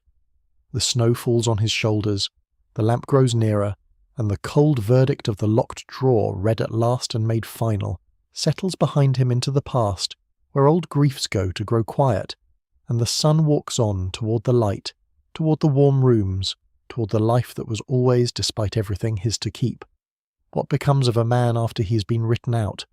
That is the question the night turns to now in its quieter hours, and it is a gentler question than it sounds, for the answer in most cases is not the ruin the world expected. The world loved to imagine the disinherited son sunk into squalor, broken, destitute, a cautionary figure shivering in some cold garret as a lesson to obedient children everywhere. But the truth was usually softer and stranger than that, and it is worth telling truly, for the truth has its own quiet comfort. The disinherited son kept his name. That is the first thing, and a curious thing, and worth sitting with. The father could take the fortune, could write the son out of the will and lock the verdict in the drawer, but he could not take the name. The son was still who he was. He still carried the great family name that had been carved over the doorways and stitched into the linen, the name that opened doors across the whole of society, the name that meant to everyone who heard it wealth and standing and the long history of the house. He carried the name, but the name was now, in a sense, hollow. It promised what it could no longer deliver. He was a great family's son with none of the great family's fortune, a man whose name said one thing and whose circumstances said another. He would walk into a room and be known, instantly, for who his people were, and the knowing would carry all the old expectations, the assumption of wealth, the deference paid to fortune. And he would have to carry, alongside the name, The private knowledge that the fortune behind it was gone, that he was the exception the name did not account for, the cast-out heir, the hollow place at the centre of a great and glittering family. There is something to be said about the loneliness of that position, and it is a subtler loneliness than poverty. The truly poor are at least among their own. They live in a world that fits their circumstances, where no one expects of them what they cannot give. But the disinherited son lived between worlds. He was too great for the ordinary world and too poor for the great one. The people of his own class knew his name and assumed his wealth, and could not quite place him once they learned the truth. The people of the ordinary world saw his name and his manners and his bearing, and assumed he was one of the gilded ones, and could not understand why he lived as he did. He belonged fully to neither. He had fallen out of the great world without falling all the way into the ordinary one, and he hung there, in the space between, a man whose name and whose circumstances no longer matched, carrying the appearance of a fortune he no longer possessed. And yet he made a life. This is the thing the cautionary tales never told, and the thing most worth the telling. The disinherited son, cut loose from the fortune, did not simply sink. He made a life. He had to work, perhaps, in some fashion the great families thought beneath them, and the working was hard at first for a man whose education had fitted him for everything except earning. But he learned. He had been raised among the workings of the railroads, after all. He was not without capacity. He found his way. He kept his smaller house and made it warm and filled it with the modest goods of an ordinary prosperous life, and if it was nothing beside the great mansion of his boyhood, it was also nothing he had to share with 30 servants and 100 shrouded rooms. It was his. He could cross it in a dozen steps. He could know every corner of it. He could come home to it at the end of a day and feel, in its smallness, a warmth the great house had never given him, the warmth of a place fully lived in, fully his, fully warmed by the people who actually loved one another within its modest walls. You may find yourself wondering whether he missed the fortune, in the long afterward, whether he lay awake in the smaller house and grieved for the world he had lost. And surely sometimes he did. It would be false to pretend otherwise, false to wrap the disinheritance in too warm a blanket and deny the real losses inside it. There were moments, certainly, when the old life rose up before him, the southern light in the room of his boyhood, the weight of the gold watch, the long red lines on the maps that were to have been his to look after.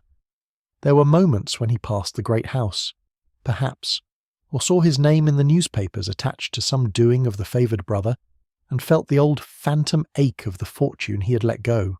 To deny those moments would be to deny him his full humanity, the real complexity of a real loss. But the moments passed. They were moments, not the substance of his days.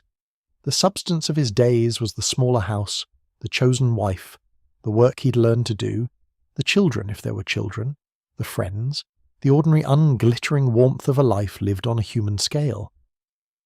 And against that substance the phantom ache of the lost fortune weighed lighter, over time, year by year, until it became less a grief than a memory of a grief, an old scar that ached only in certain weathers, and was, the rest of the time, simply a part of him, healed over, hardly felt.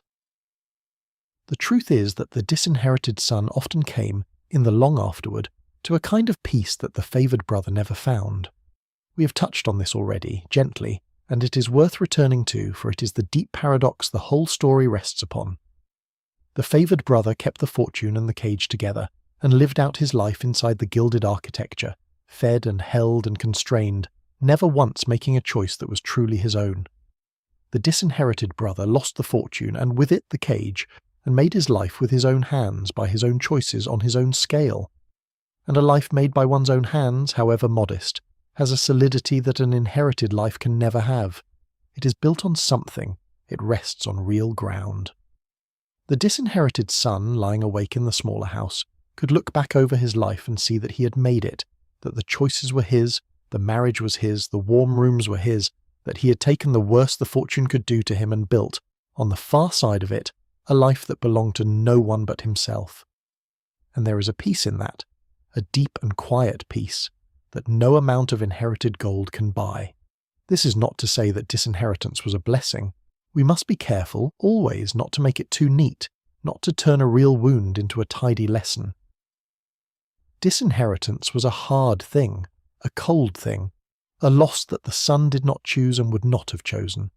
The freedom it brought was bought at a terrible price, and not every disinherited son had the strength or the luck to make of that freedom a good life.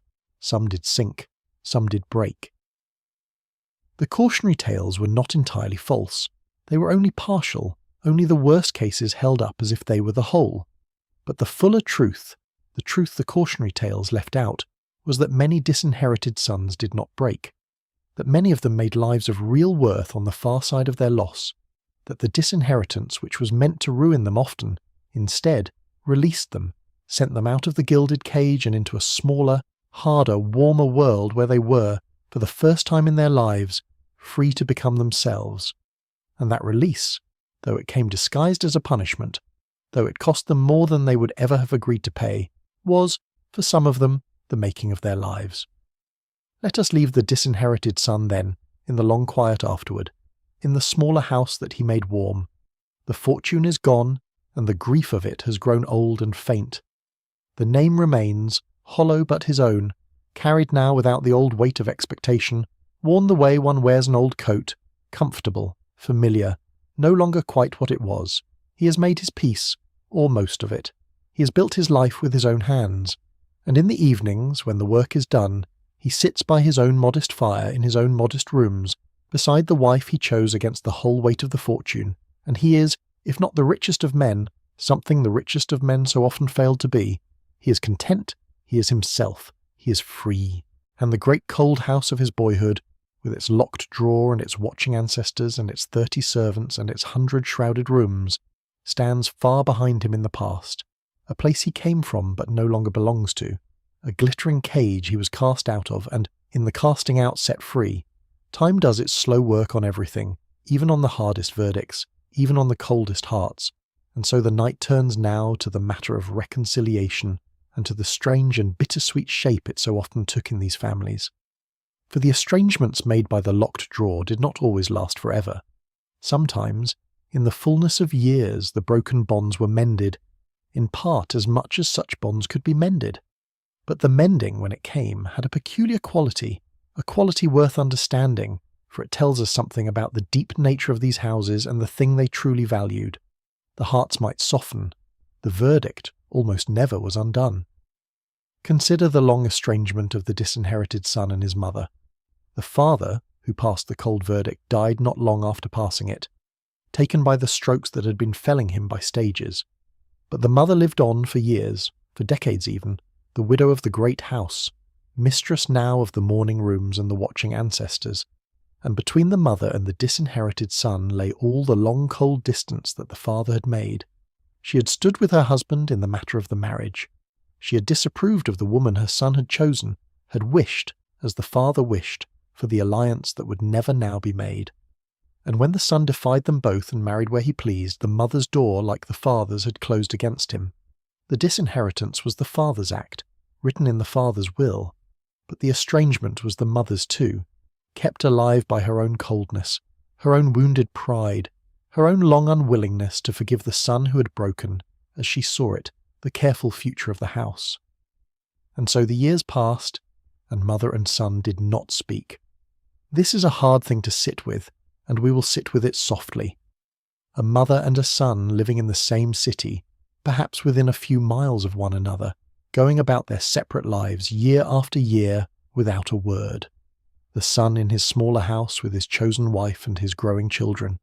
The mother in the great mansion with its shrouded rooms and its memories. Each knowing the other was near, each, perhaps, in the private hours, thinking of the other, wondering, grieving, holding to the old hurt because the old hurt had become, by long habit, a part of who they were. The estrangement was not a single act but a daily one, renewed each morning by the simple choice not to reach out, not to bend, not to be the first to cross the long cold distance. And the distance, fed daily by that choice, grew only wider with the years, until it seemed it could never be crossed at all. You may find yourself wondering how long such an estrangement could last, and the answer in this case is almost beyond believing. It lasted the better part of 3 decades. Nearly 30 years passed between the breaking and the mending, between the day the son married against his parents' wishes and the day he was at last reconciled with his aging mother. Think of what 30 years contains. The son had been a young man when the breach was made. He was middle-aged, his own children grown when it was healed. The mother had been in her vigorous middle years. She was old now, near the end of her long life, when at last she opened her door again to the son she'd cast out. 30 years of mornings on which neither one reached across the distance. 30 years of a wound kept open by the daily choice to keep it open.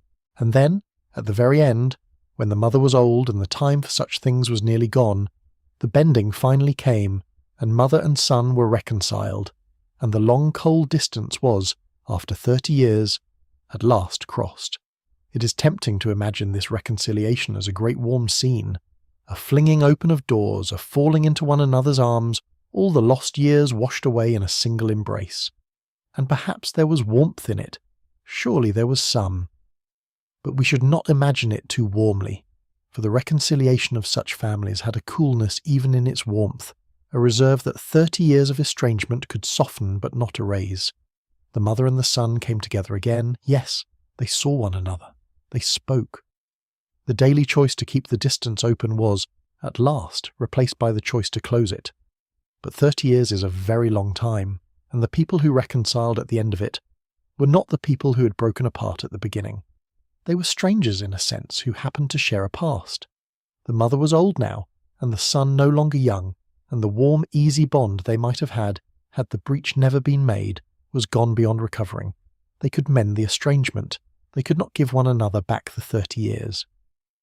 The reconciliation was real, but it was a reconciliation of old strangers, a closing of distance between people who had become, across the long years apart, almost unknown to one another. And here we come to the strange and telling heart of the matter, the thing that reveals the deep nature of these houses. The hearts were reconciled. The fortune was not restored. The mother forgave the son, took him back, opened her door and her arms to him at the last. But the verdict of the locked drawer stood. The disinheritance was not undone. The son who had been written out remained written out, even after his mother had forgiven him, even after the cold distance had been crossed and the old hurt laid to rest. The fortune that had been taken from him was not given back. It stayed where the father's pen had placed it, with the favoured brother, locked in its trusts, flowing in its appointed channels, untouched by the softening of the hearts. The family could forgive the son. It could not, or would not, restore his inheritance. And in that gap, in that strange space between the forgiveness of the person and the withholding of the fortune, we see, more clearly than anywhere else, what these families truly held sacred. For consider what it means. The mother could open her heart to the son she had cast out. She could love him again, see him again, take him back into the warmth of her affection.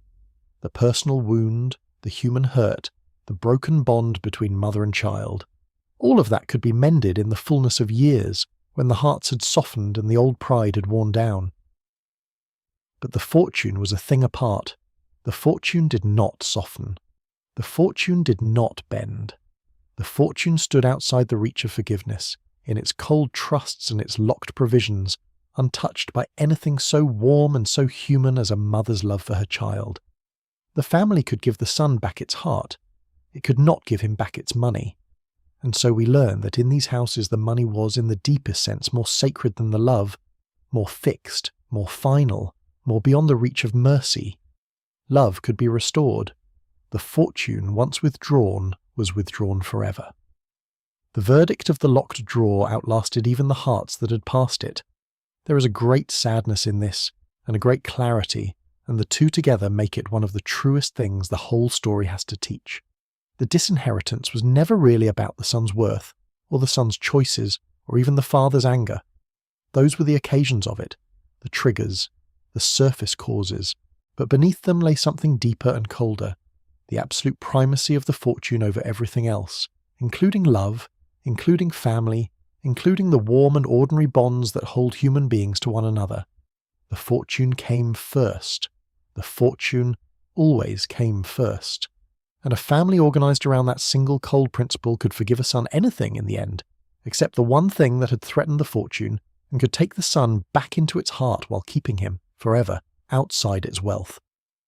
The reconciliation without restoration was not a contradiction. It was the perfect expression of what these families were. They loved their children, in their way, They loved the fortune more. Let us leave the mother and the son, then, in the brief, warm season of their late reconciliation, at the very end of the mother's long life. The 30 years of estrangement are over. The door is open again. They sit together, perhaps, in one of the great rooms, the old woman and the no longer young man, two old strangers who were once mother and child, mending at the last what was broken so long ago. There is warmth in it, real warmth, the warmth of a wound finally allowed to heal. But the fortune is not on the table between them. The fortune stays where it was placed, locked and final, beyond the reach of this late and tender mending.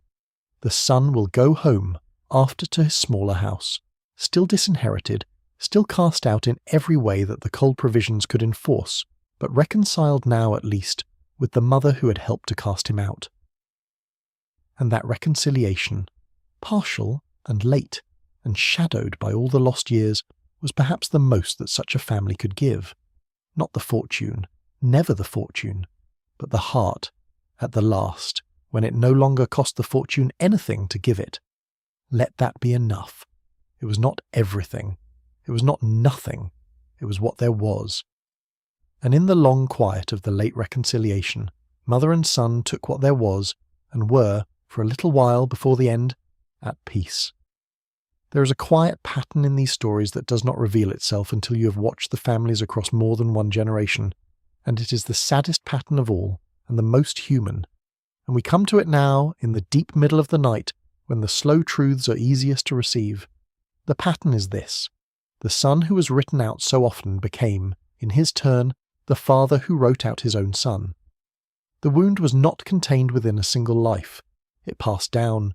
It echoed forward through the generations, from the disinherited to the disinheriting, the pen handed from one cold hand to the next, the locked drawer inherited like a family curse along with the family name.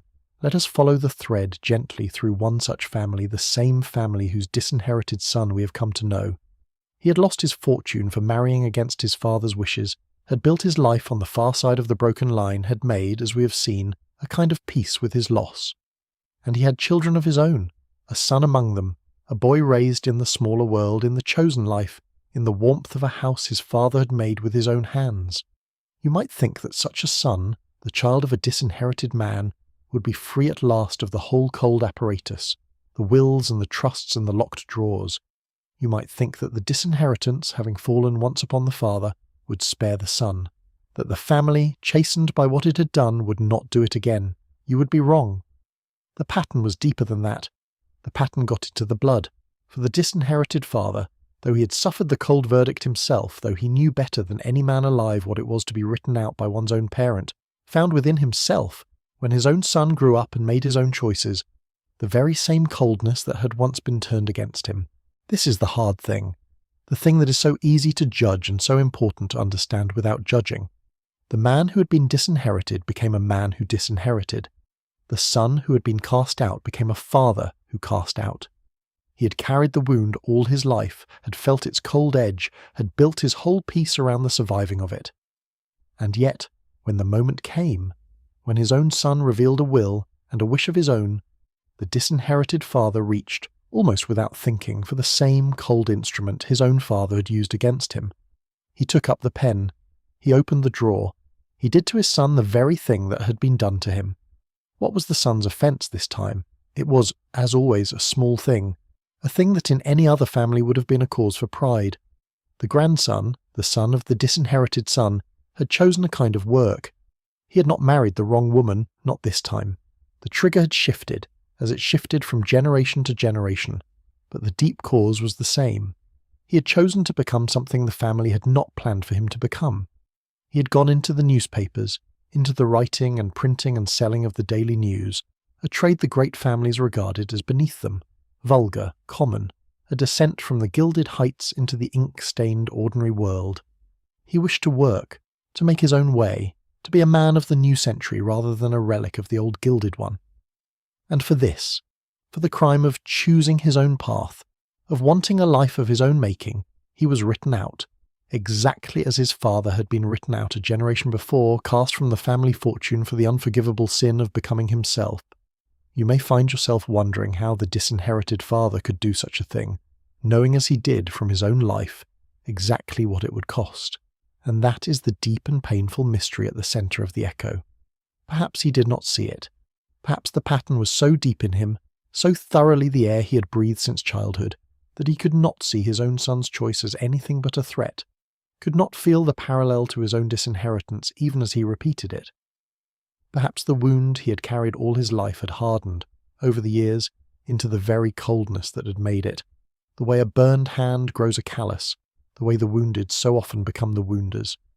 Or perhaps, and this is the saddest possibility, he understood it perfectly, understood that he was doing to his son the thing he had most resented in his own father, and did it anyway, helpless before the pattern, swept along by a current deeper than his own will, a current that ran through the whole family from the rough-handed founder down, the current of control of leverage of the fortune set above the child, that no single life, however wounded, seemed able to resist. This is the true horror of the locked drawer, if horror is not too strong a word for so quiet a thing. It is not merely that one father used it against one son. It is that the using of it taught the son to use it in his turn, that the wound reproduced itself, that the cold instrument was handed down through the generations along with the houses and the holdings and the name, so that each generation of sons learned, from their own disinheritance, the art of disinheriting, and passed it on, intact, to the sons who came after. The fortune shaped not only the lives it touched, but the very souls of the men who held it, made them cold in the holding, taught them that love was a thing to be made conditional on obedience, that a child who chose for himself was a child to be cast out. And so the families, which told themselves they were preserving something precious across the generations, were in fact preserving something terrible, not merely the fortune, but the coldness that guarded it, the willingness to set money above blood, the readiness to unmake a child with a stroke of the pen. That was the true inheritance. That was the thing that never failed to pass down, even when the fortune itself, as we shall see, so often did. There is something to be said in the gentlest possible way for the men caught in this pattern, the disinherited fathers who became disinheriting fathers in their turn. They were not monsters, any more than their own fathers had been monsters.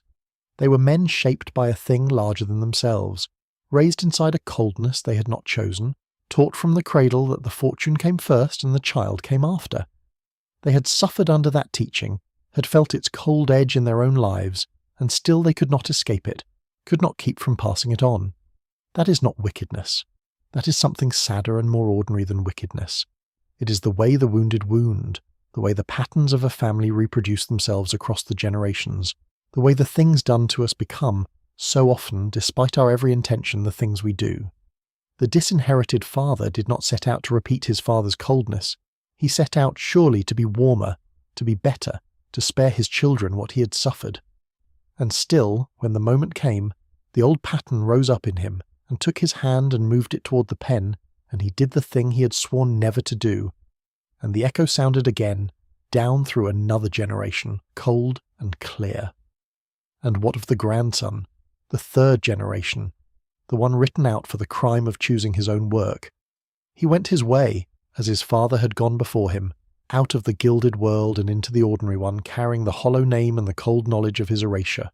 He made his life in the ink-stained trade he had chosen, the newspapers, the daily news, and it was a harder life than the one he might have inherited, burdened by debts, shadowed by the gap between the great name he carried and the modest means he actually possessed. He had wanted to live a normal life, a life of his own making, and he got it, with all its difficulty, all its struggle, all its freedom. He was an outcast of the gilded world, as his father had been before him, cut from the fortune for the sin of becoming himself. And so the pattern completed another turn, the wound echoing forward into the new century, the cold instrument doing its work again, the fortune set above the child again, the son cast out again into the freedom that was also a loss, and the loss that was also a freedom. Let us leave the echo there, sounding softly down the generations, and let us not judge too harshly any of the men caught within it. They were all of them, fathers and sons alike, prisoners of the same cold house, shaped by the same ancient distrust, taught the same hard lesson about the primacy of the fortune over the blood.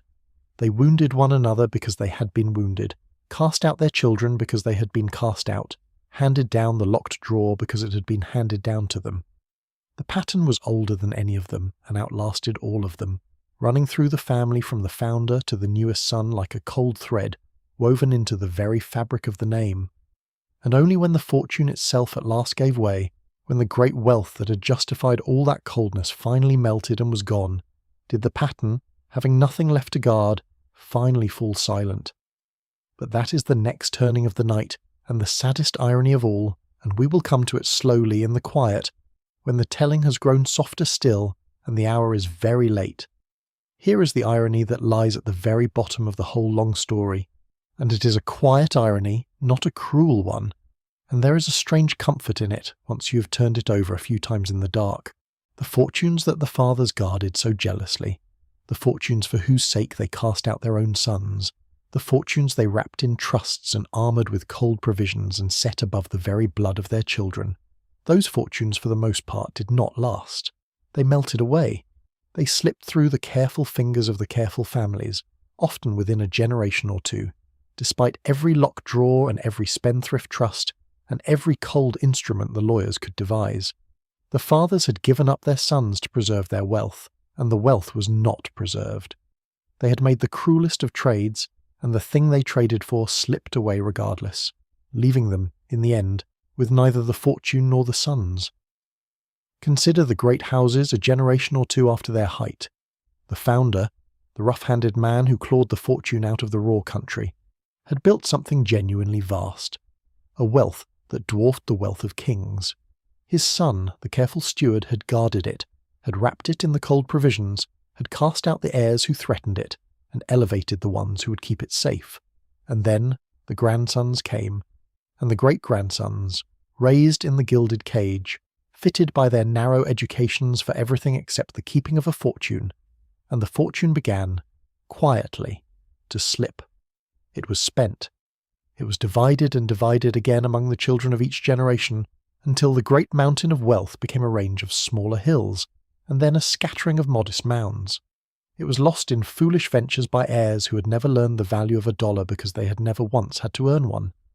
It melted in the ordinary friction of time, the way even the greatest fortunes melt when they are spent rather than made, consumed rather than created, held by men who knew only how to receive and never how to build. There is a story, and it is a true one, of one of the great fortunes of that gilded era, a fortune built by a famous man, a man whose name is still spoken with respect, attached to prizes and to learning. He guarded his wealth, as such men did, and passed it down. And only 2 generations after his death, a grandson of his took the bulk of what remained of that great fortune, and sank it into a single foolish venture, an orange grove in a warm southern state, a scheme that swallowed the wealth and gave back almost nothing, so that the fortune which had taken a lifetime of brilliance to build was undone, very nearly in its entirety, by a single heir's single bad idea. The grandson had not diversified, had not been careful, had not learned the hard, slow lessons of money that only those who have made it ever truly learn. He had inherited a fortune and an orange grove's worth of folly, and the folly was enough to undo the fortune, and so the great wealth, guarded so carefully by the careful generation, preserved through trusts and provisions and the casting out of unworthy heirs, ended at last in a failed grove of orange trees in the southern sun, gone, melted, lost, as so many of the great fortunes were lost despite everything. You may find yourself wondering what the cold fathers would have made of this, could they have seen it. The men who sat at the desks in the cold hours, who cast out their sons to preserve their wealth, who set the fortune above the blood. What would they have felt to know that the wealth they bought with their children's love did not, in the end, survive them by more than a generation or 2? It is a terrible thing to imagine, and so we will imagine it gently. The father had made his trade. He had given up his son for the fortune. He had told himself it was worth it, that the fortune was the thing that mattered, the thing that would last, the great enduring achievement of the family that justified every cold sacrifice along the way, and the fortune did not last. The son he had cast out built a modest life that endured. The fortune he had kept the son out of melted away within a generation. The father had been wrong then, in the deepest possible way. He had been wrong about the very thing he had staked everything upon. He had believed the fortune was permanent, and the bonds of family were expendable, and the truth turned out to be exactly the reverse. The bonds, where they were tended, endured. The fortune, however carefully guarded, did not. This is the great and quiet lesson the gilded fortunes left behind, written not in any will, but in the long record of their own dissolution. The thing the fathers thought was solid was the thing that proved most fragile. The wealth that seemed so permanent, so vast, so beyond the reach of time, was in truth as perishable as anything else. More perishable, perhaps, than the modest warmth of an ordinary family that loved one another and made their lives with their own hands. The cold provisions could lock the fortune away from a son's foolishness, but they could not lock it away from time, from division, from the slow entropy that unmakes all hoarded things. The fathers had built fortresses to guard their wealth against their own children, and the fortresses held, and the children were kept out, and the wealth melted away inside the fortress anyway, guarded to the last and gone regardless, like ice locked carefully in a warm room, and the sons who had been cast out, the disinherited ones, the ones who lost the fortune and made their modest lives on the far side of the broken line, they, in the end, lost less than they had seemed to. For the fortune they were denied was a fortune that would largely have vanished anyway, melted in the hands of the heirs who kept it, lost to orange groves and foolish ventures, and the slow division of the generations. The disinherited son grieved perhaps for the great wealth he had been denied. But the great wealth was a phantom even for those who inherited it, a thing that slipped away even from the hands that held it tightest. The son had lost a fortune that was, in the longer view, already half lost, already sliding away into the failed schemes and divided portions of the generations to come.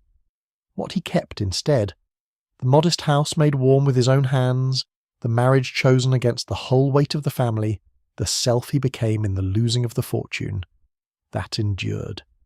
That did not melt. That was, in the end, the more permanent inheritance, though no will had granted it and no trust had guarded it, and no cold father had ever thought it worth preserving. There is a deep peace in this, and it is the peace the whole long night has been moving toward. The cold fathers were wrong. The fortune was not the thing that lasted. The sons they cast out for the sake of the fortune kept the things that actually endure, and the fortune itself, for all its careful guarding, slipped away regardless. And so the whole cold architecture of the locked drawer, the whole terrible machinery of disinheritance, was built in service of a thing that could not be kept, a wealth that melted no matter how it was guarded, a permanence that was never permanent at all. The fathers sacrificed the lasting thing, the love, the blood, the bond, in order to preserve the perishing thing, the fortune, and they lost both, and the sons they cast out denied the perishing thing, kept the lasting one by default, and so came out in the long accounting the richer of the two, though they never knew it and the world never said so. Let us leave it there, this deepest and quietest irony, to settle into the long dark of the night. The orange grove stands in the southern sun, its trees failing, the great fortune sunk into its roots and lost.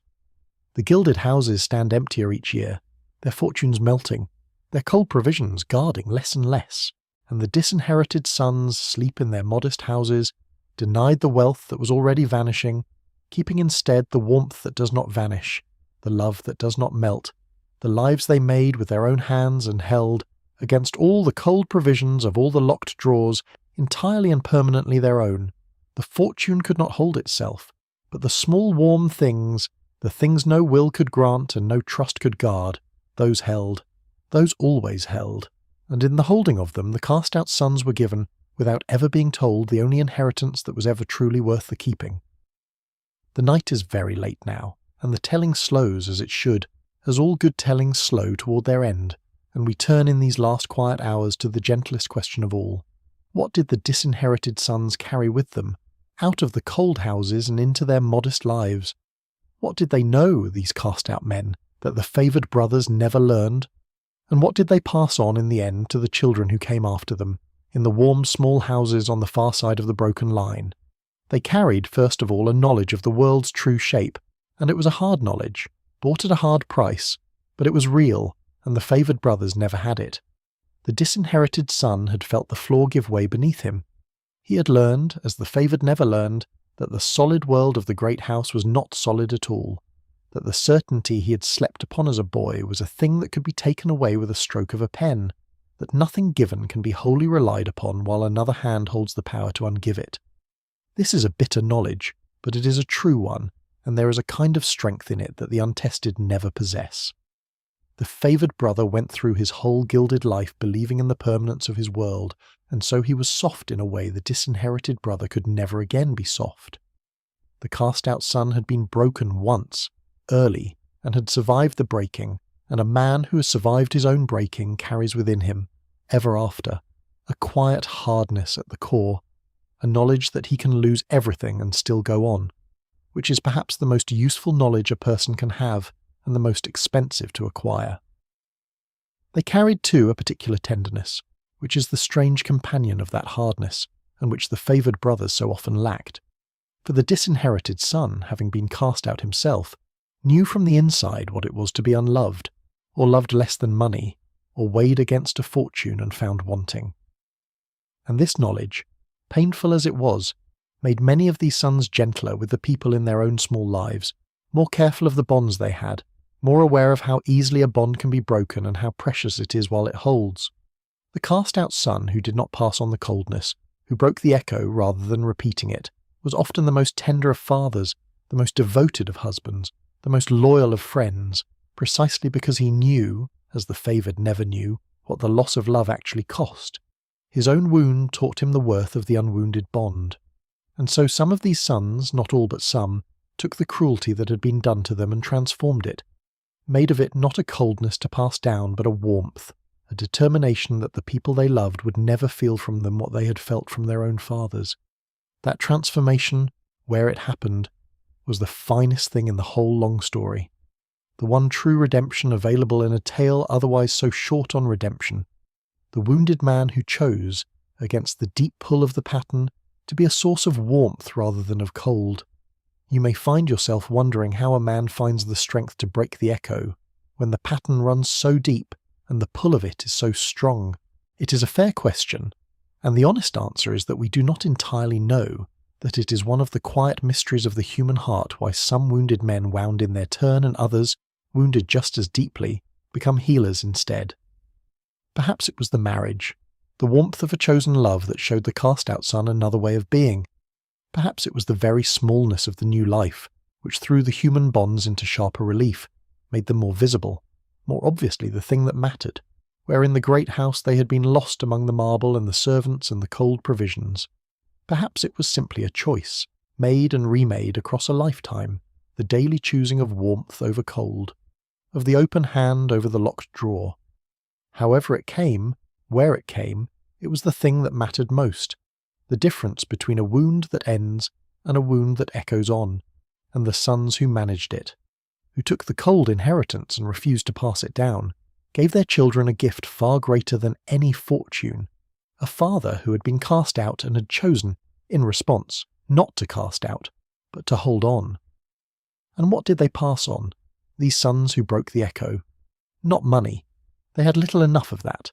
They passed on stories, perhaps, the quiet family stories told in the small warm houses, the tale of the grandfather who had married for love against the whole weight of the fortune, who had been cast out and had not regretted it, who had chosen a life of his own and lived it. Such stories are an inheritance of their own kind, and a durable one, more durable than any trust.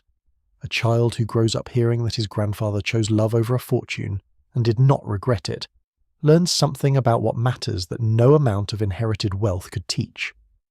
He learns that a life can be built on a choice, that freedom is worth its price, that the things that endure are not the things that glitter.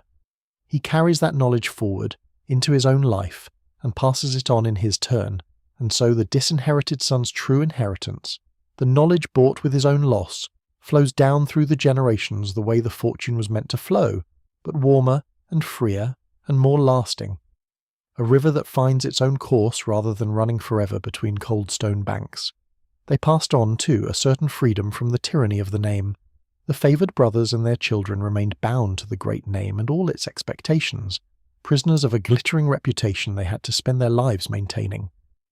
But the disinherited sons, having lost the fortune, were freed in time even from the name, or freed from its weight if not its sound. Their children grew up without the gilded cage, without the cold provisions, without the locked drawer hanging over them. They could choose their own work, their own loves, their own lives, without the constant threat of the pen. They were ordinary in the best sense, free in the way the ordinary are free, unwatched by the cold study, unshaped by the fortune's needs. And that ordinariness, which the great families would have regarded as a fall, was in truth a kind of liberation, the lifting of a weight that the gilded children would carry all their lives. The disinherited son's greatest gift to his children was, in the end, the gift of an ordinary life, free of the fortune and free of the coldness that guarded it, a life they could live as themselves. There is something to be said as the night grows soft about the quiet dignity of these cast-out men, who lost so much and complained so little, who carried their disinheritance without bitterness, or with as little bitterness as a human heart can manage, and who made, out of the worst their fathers could do to them, lives of real and lasting worth. The world remembered them, when it remembered them at all, as the failures of their families, the ones who threw away their fortunes, the cautionary tales. But that was never the truth of them. The truth was that they were, very often, the best of their families, the ones with the courage to choose, the capacity to love, the strength to survive their own breaking and build again on the far side of it. They were the ones who kept, when everything else was taken, the things that were actually worth keeping. And if the world misremembered them, called them failures, held them up as warnings, that was only the world repeating the cold judgment of the cold fathers, mistaking the loss of a fortune for the loss of a life, when in truth the cast-out sons had often lost only the fortune and kept the life entire. And they carried, some of them, one small physical thing as well, a single object saved from the wreck of the old life, and there is a quiet tenderness in imagining what it was. Often it was something of no great value, nothing the cold provisions had bothered to lock away, nothing the trustees had thought to count. A gold watch, perhaps, the one the father had pressed into the boy's hand on a certain birthday, warm from the older man's pocket, the one that swept rather than ticked, smooth as oil. The father could take the fortune, could take the houses and the holdings and the long red lines on the maps, but he had given the watch freely, years before, in a warmer hour, and the watch was the son's to keep. And so the cast-out son kept it, carried it into his smaller life, set it on the modest mantle of his modest house, and wound it each night before bed. The small familiar ritual a thread that ran back through all the lost years to the boy at the window and the warm hand of a father who, whatever he became, had once loved his son enough to give him the thing that kept the family's time. The watch outlasted the fortune, it outlasted the father, it outlasted the great house which was pulled down, and the great wealth which melted away, and it ticked on faithfully on the mantle of the smaller house, keeping time for a man who had lost everything except the small warm things, and who found, in the nightly winding of an old watch, a piece that all his father's gold had never once been able to buy. Such small relics were the truest heirlooms of all, the things given in warmth rather than withheld in coldness, and they were in the end almost the only things that lasted, passing down through the warm small houses from hand to hand, wound each night, kept each year, carried forward through the generations long after the great fortunes they had once sat beside were dust and rumour and a name in a fading book. Let them rest, then, these sons who carried so much and complained so little. Let them sleep in their small warm houses, having passed on what they had to pass on, the stories and the freedom and the quiet hard-won wisdom, the knowledge of what endures and what does not. They were cast out of the gilded world, and they made their lives in the ordinary one, and they were, many of them, more whole and more free and more at peace than the brothers who kept the fortune ever managed to be. They carried the wound, and some of them transformed it, and the ones who transformed it gave their children a warmth the great houses never knew. That was their inheritance, the one they made themselves, the one no will could grant and no father could withhold. And it was, in the long accounting of the generations, the only inheritance that ever truly lasted, the only wealth the cold provisions could never reach, the small, warm, permanent thing that the cast-out sons carried with them, out of the cold houses and into the quiet, ordinary, hard-won freedom of their own lives. Let us go back one last time to the great houses and see what time has made of them, for the hour is very late and the mind grows soft, and there is a deep, quiet comfort in seeing how all hard things are gentled in the end by the slow passage of the years. The cold studies are empty now. The locked drawers have been opened and emptied. The fortunes that justified so much coldness have melted away, and the great mansions that held them have, for the most part, followed the fortunes into the past. Walk, in your mind, down the avenue where the great houses stood. In the Gilded Years it was a street of palaces, one after another, each grander than the last, their facades of imported stone, their windows tall and bright, their doorways crowned with the carved names of the families who would, they believed, live there forever. The carriages passed before them in the evenings, the horses' breath steaming in the cold, the windows glowing gold with the light of 1,000 candles, and later, the new electric lamps. It was a street built to last as long as the fortunes that built it, which is to say, the families believed, forever.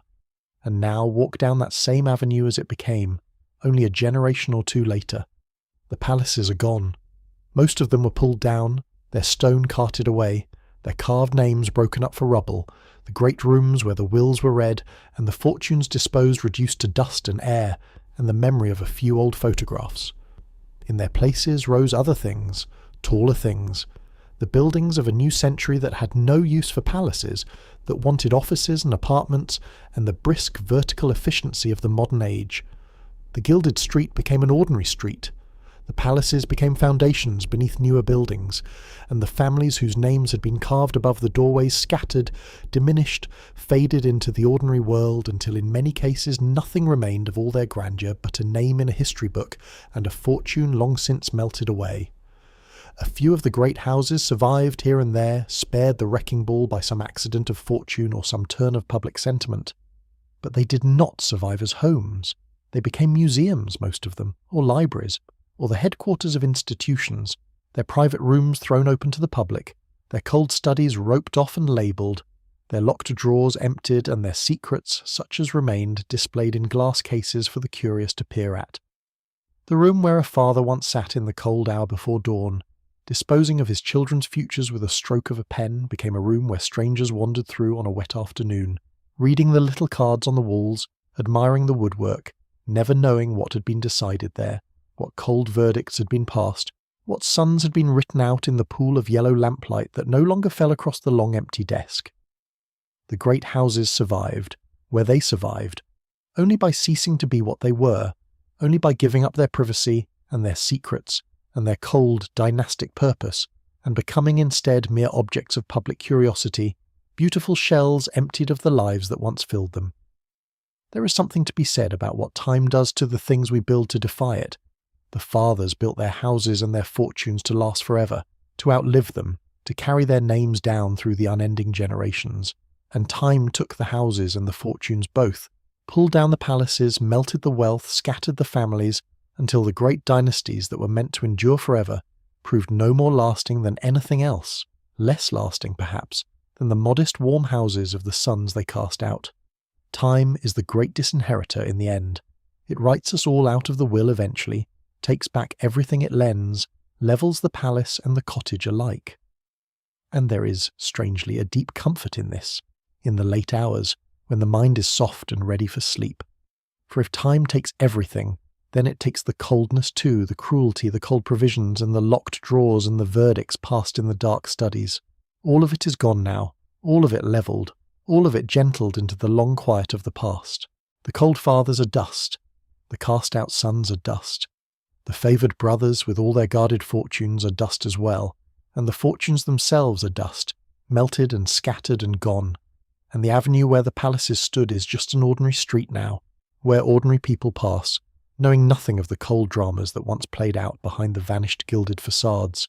Stand a moment in one of the surviving houses, in the late afternoon, in the empty hush of it. The visitors have gone, the doors are closed, the long light slants through the tall windows the way it slanted 100 years ago, across the same floors, the same woodwork, the same high, cold corners. And the house is quiet, quieter than it ever was in its gilded years, when it was full of servants and family and the constant low murmur of a great household at its work. Now it holds only the silence, and the slanting light, and the dust turning slowly in the bright shafts of afternoon. The cold study is empty. The desk stands where it stood, perhaps, behind its velvet rope. The blotter long gone, the inkwell dry, the drawer unlocked at last and empty, holding nothing now, no folded paper, no cold verdict, No son's fate sealed in legal language. Just an empty drawer in an empty desk in an empty room in a house that has outlived everyone who ever feared or loved or suffered in it. The cold has gone out of it. The power has gone out of it. It is just a beautiful old room now, full of slanting light, holding nothing but the quiet. And this, perhaps, is where the long story comes finally to rest. Not in triumph, not in justice, not in any neat accounting of who was right and who was wrong, but simply in the quiet that takes everything in the end, the gentle levelling silence that fills the empty houses and the empty drawers and the long-melted fortunes. The cold fathers wanted permanence and got dust. The cast-out sons wanted only their own lives and got them briefly, warmly, and then got dust as well, the same dust, the common dust that takes us all.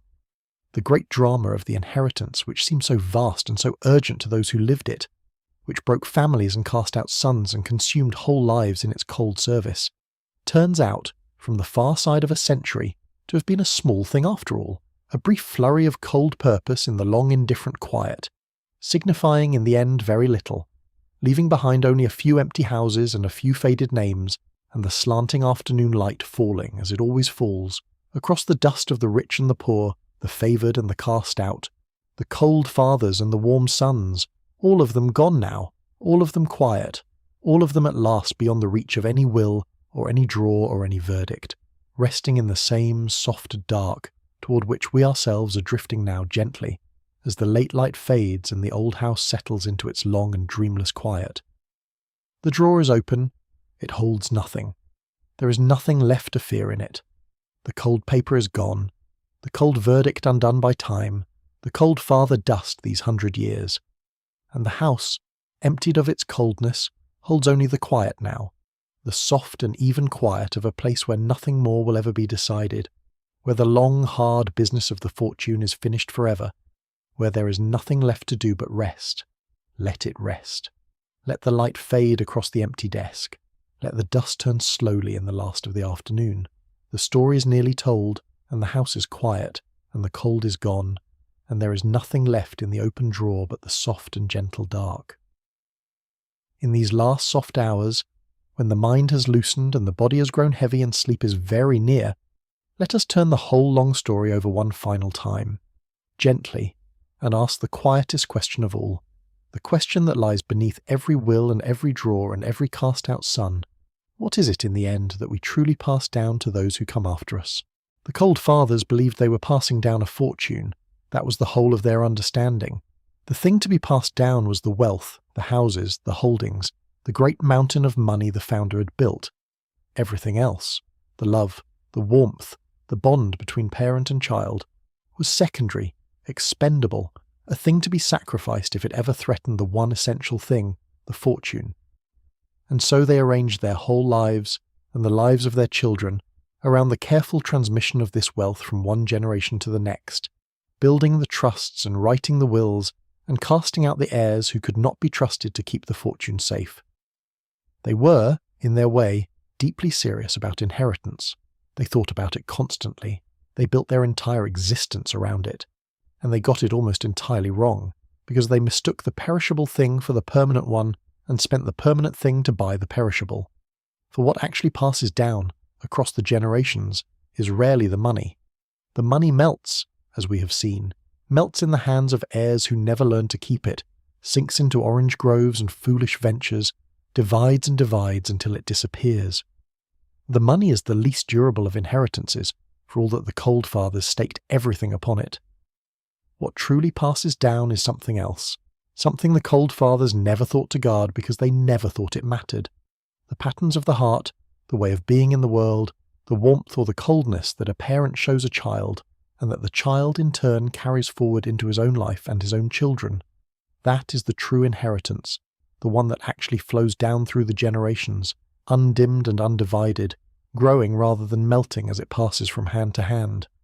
A father who is cold breeds a son who is cold, who breeds a son who is cold, the chill passing down the generations as faithfully as any fortune, more faithfully, surviving long after the money is gone, and a father who is warm, who chooses the bond over the cold provision, who holds his child rather than casting him out, passes down a warmth that likewise endures, that flows forward into lives he will never see, a gift more lasting than any wealth and beyond the reach of any orange grove. This is the thing the cast-out sons understood, or some of them, the ones who broke the echo. They understood that the real inheritance was not in the locked drawer at all. It was in the way you treated the people you loved. It was in the daily choices, the warmth or the coldness, the open hand or the closed one. It was in whether you held your children close or weighed them against a fortune and found them wanting. The cast-out sons, having been weighed and found wanting themselves, having felt the cold of the closed hand, knew better than anyone what the true inheritance was, because they had felt the lack of it. And the ones who chose, in response to their own wound, to be warm rather than cold, to hold rather than to cast out, gave their children the only inheritance that ever truly matters, the one the cold fathers, for all their careful provision, never managed to pass down at all. You may find yourself wondering, as the night grows soft and dreamless, what you yourself will pass down to whoever comes after you, in whatever form. It is a gentle question, not a troubling one, and there is no need to answer it now, no need to do anything with it but let it drift through the loosening mind like a leaf on slow water. For the answer, whatever it is, will not be found in any will or any drawer or any careful provision. It will be found in the small daily things, the warmth or the coldness, the way you hold the people you love. That is the only inheritance any of us truly leaves. The rest, the money, the houses, the holdings, is dust waiting to happen, perishable, melting, gone within a generation or two however carefully it is guarded. But the warmth, where there is warmth, endures. It flows down. It outlasts the fortunes and the houses and the cold provisions and the locked drawers. It is the one thing that time, the great disinheritor, cannot take back. And so the long story ends not with a fortune but with a choice. The quiet choice that every generation makes anew. The choice between the cold drawer and the warm hand, between the fortune and the bond, between the perishable thing the cold fathers guarded and the permanent thing they threw away. The cast-out sons, denied the fortune, were free to choose the warmth, and the ones who chose it left behind the only inheritance worth leaving. The cold fathers, clutching the fortune, lost both the fortune and the bond, and left behind only empty houses and faded names and the slow melting of all they had tried so hard to keep. It is not a complicated lesson. It is perhaps the simplest lesson there is, the one we all know already, somewhere beneath the noise of our wanting, that the things that last are not the things that glitter, that love outlasts gold, that what we pass down to those we love is, in the end, simply the way we loved them, and nothing more and nothing less, and nothing else at all. Let that thought be the last one, as the night closes and sleep comes near. Not the cold drawer, not the cast-out sun, not the melted fortune, but the simple warm truth at the bottom of it all, that the only inheritance that endures is the warmth we give, and that this inheritance is available to everyone, to the poorest as fully as to the richest, requiring no fortune, no trust, no careful provision, only the open hand and the held child, and the daily choice to be warm. The cold fathers with all their wealth could not buy it.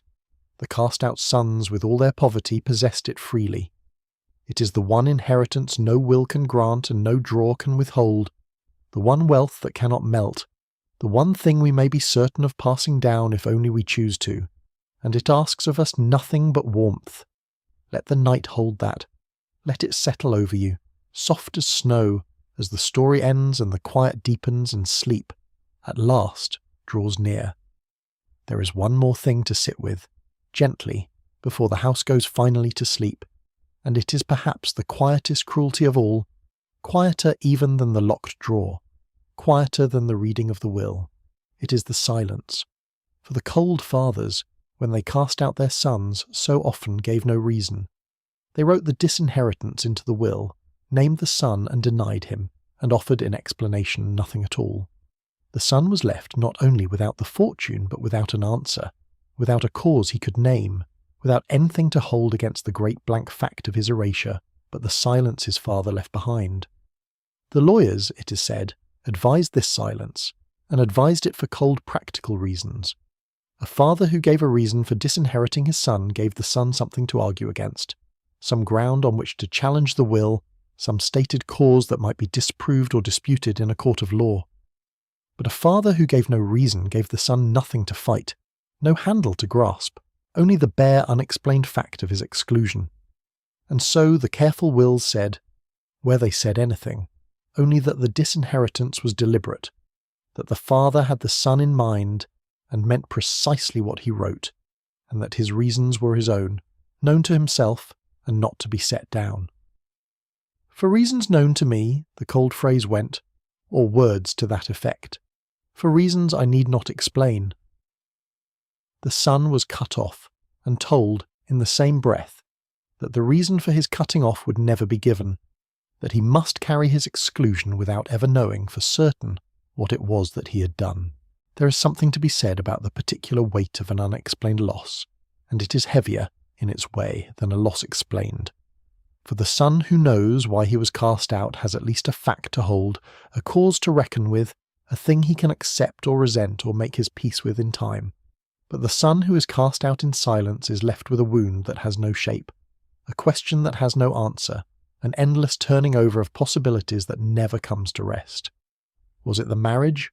Was it some older offence, some disappointment he never knew he had caused? Was it nothing he did at all, but only the cold arithmetic of the fortune, the simple fact that another heir was judged a safer keeper of the wealth? He cannot know. He will never know. The one person who could tell him is dead, and took the reason with him into the silence of the grave, leaving the son to wonder, for the rest of his life, in the small dark hours, what it was, exactly, that made his own father weigh him and find him wanting. You may find yourself wondering whether the silence was cruelty or mercy, and the truth, gently, is that it was both, tangled together past any separating. Cruelty, because it left the son without an answer, condemned him to a lifetime of unresolved wondering, denied him even the cold comfort of a stated cause. But mercy too, in a strange way, for a stated reason might have been crueler still.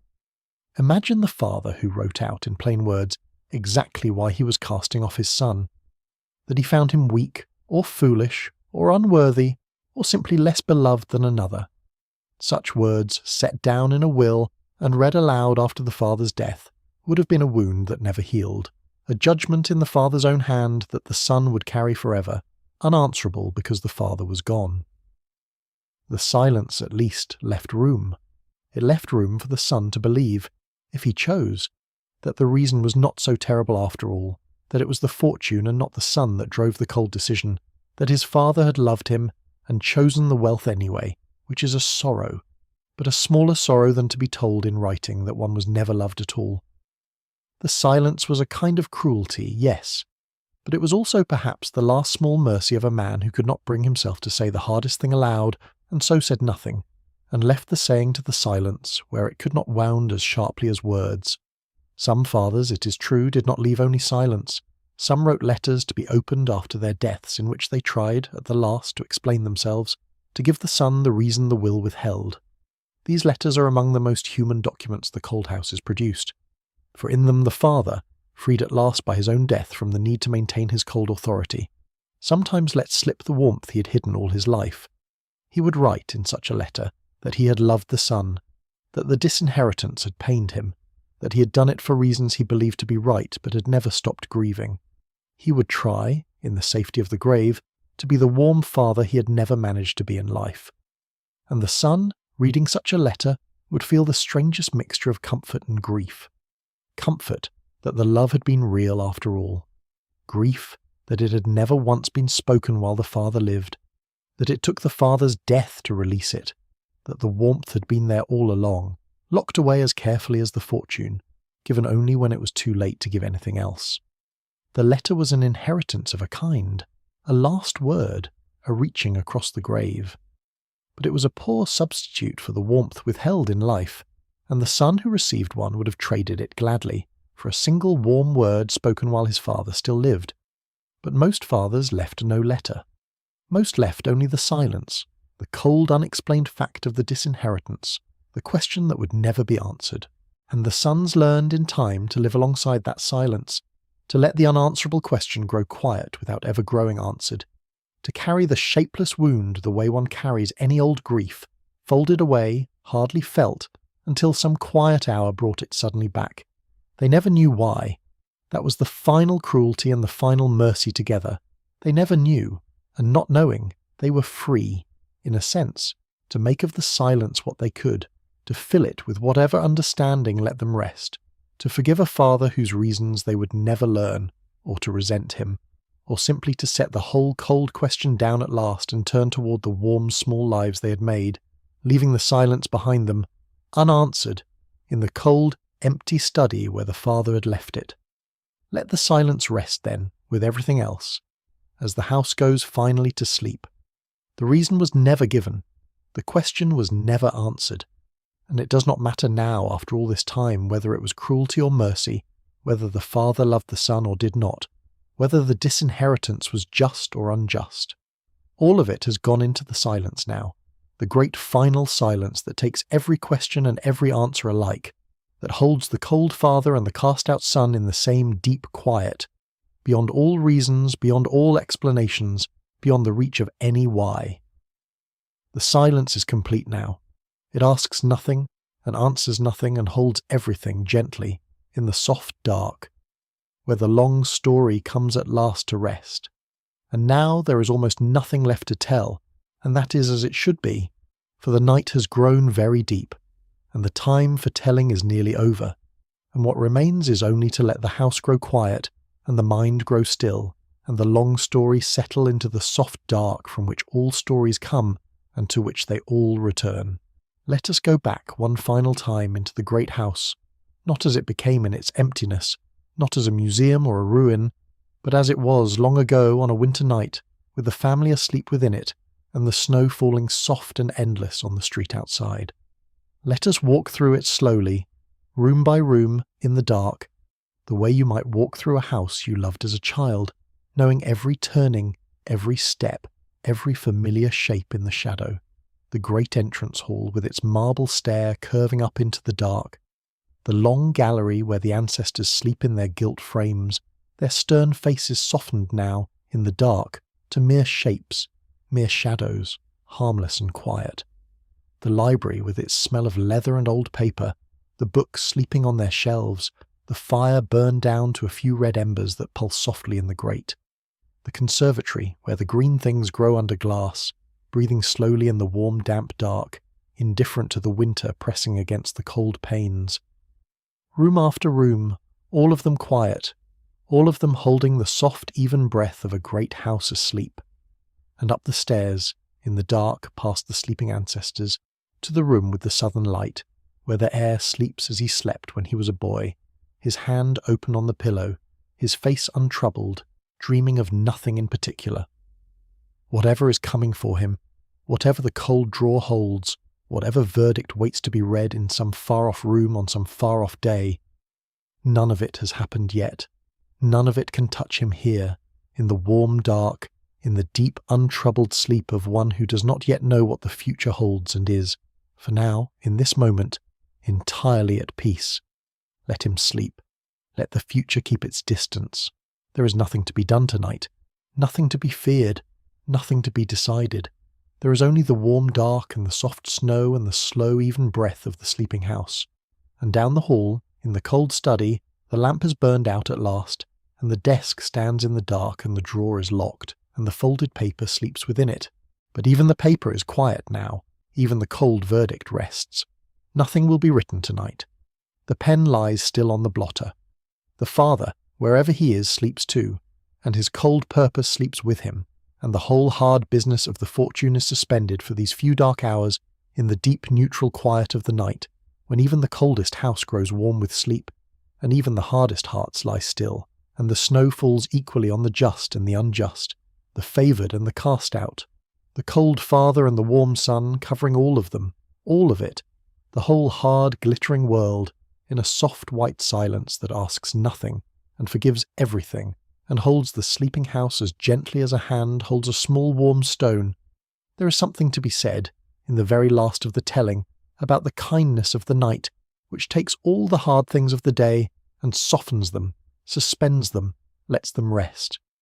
Whatever the house holds, whatever cold dramas wait to play out in its rooms, the night holds them gently for now, wraps them in sleep and snow and silence, gives the sleepers a few dark hours of peace, before the hard business of the day resumes. And we too are held by the night now, wrapped in the same soft dark, the same deep quiet, the long story behind us and sleep before us, nothing left to do but rest. The house is quiet, the snow is falling, the lamp has burned out and the drawer is locked and the paper sleeps and the heir sleeps and the father sleeps, and the whole hard world has gone soft and still in the deep forgiving dark. Let it be quiet, let it be still. Let the snow go on falling, soft and endless, over the sleeping house and the sleeping city and the long-ago world that is gone now. All of it gone, all of it quiet, all of it resting at last in the soft and gentle dark. The story is told. The house is asleep.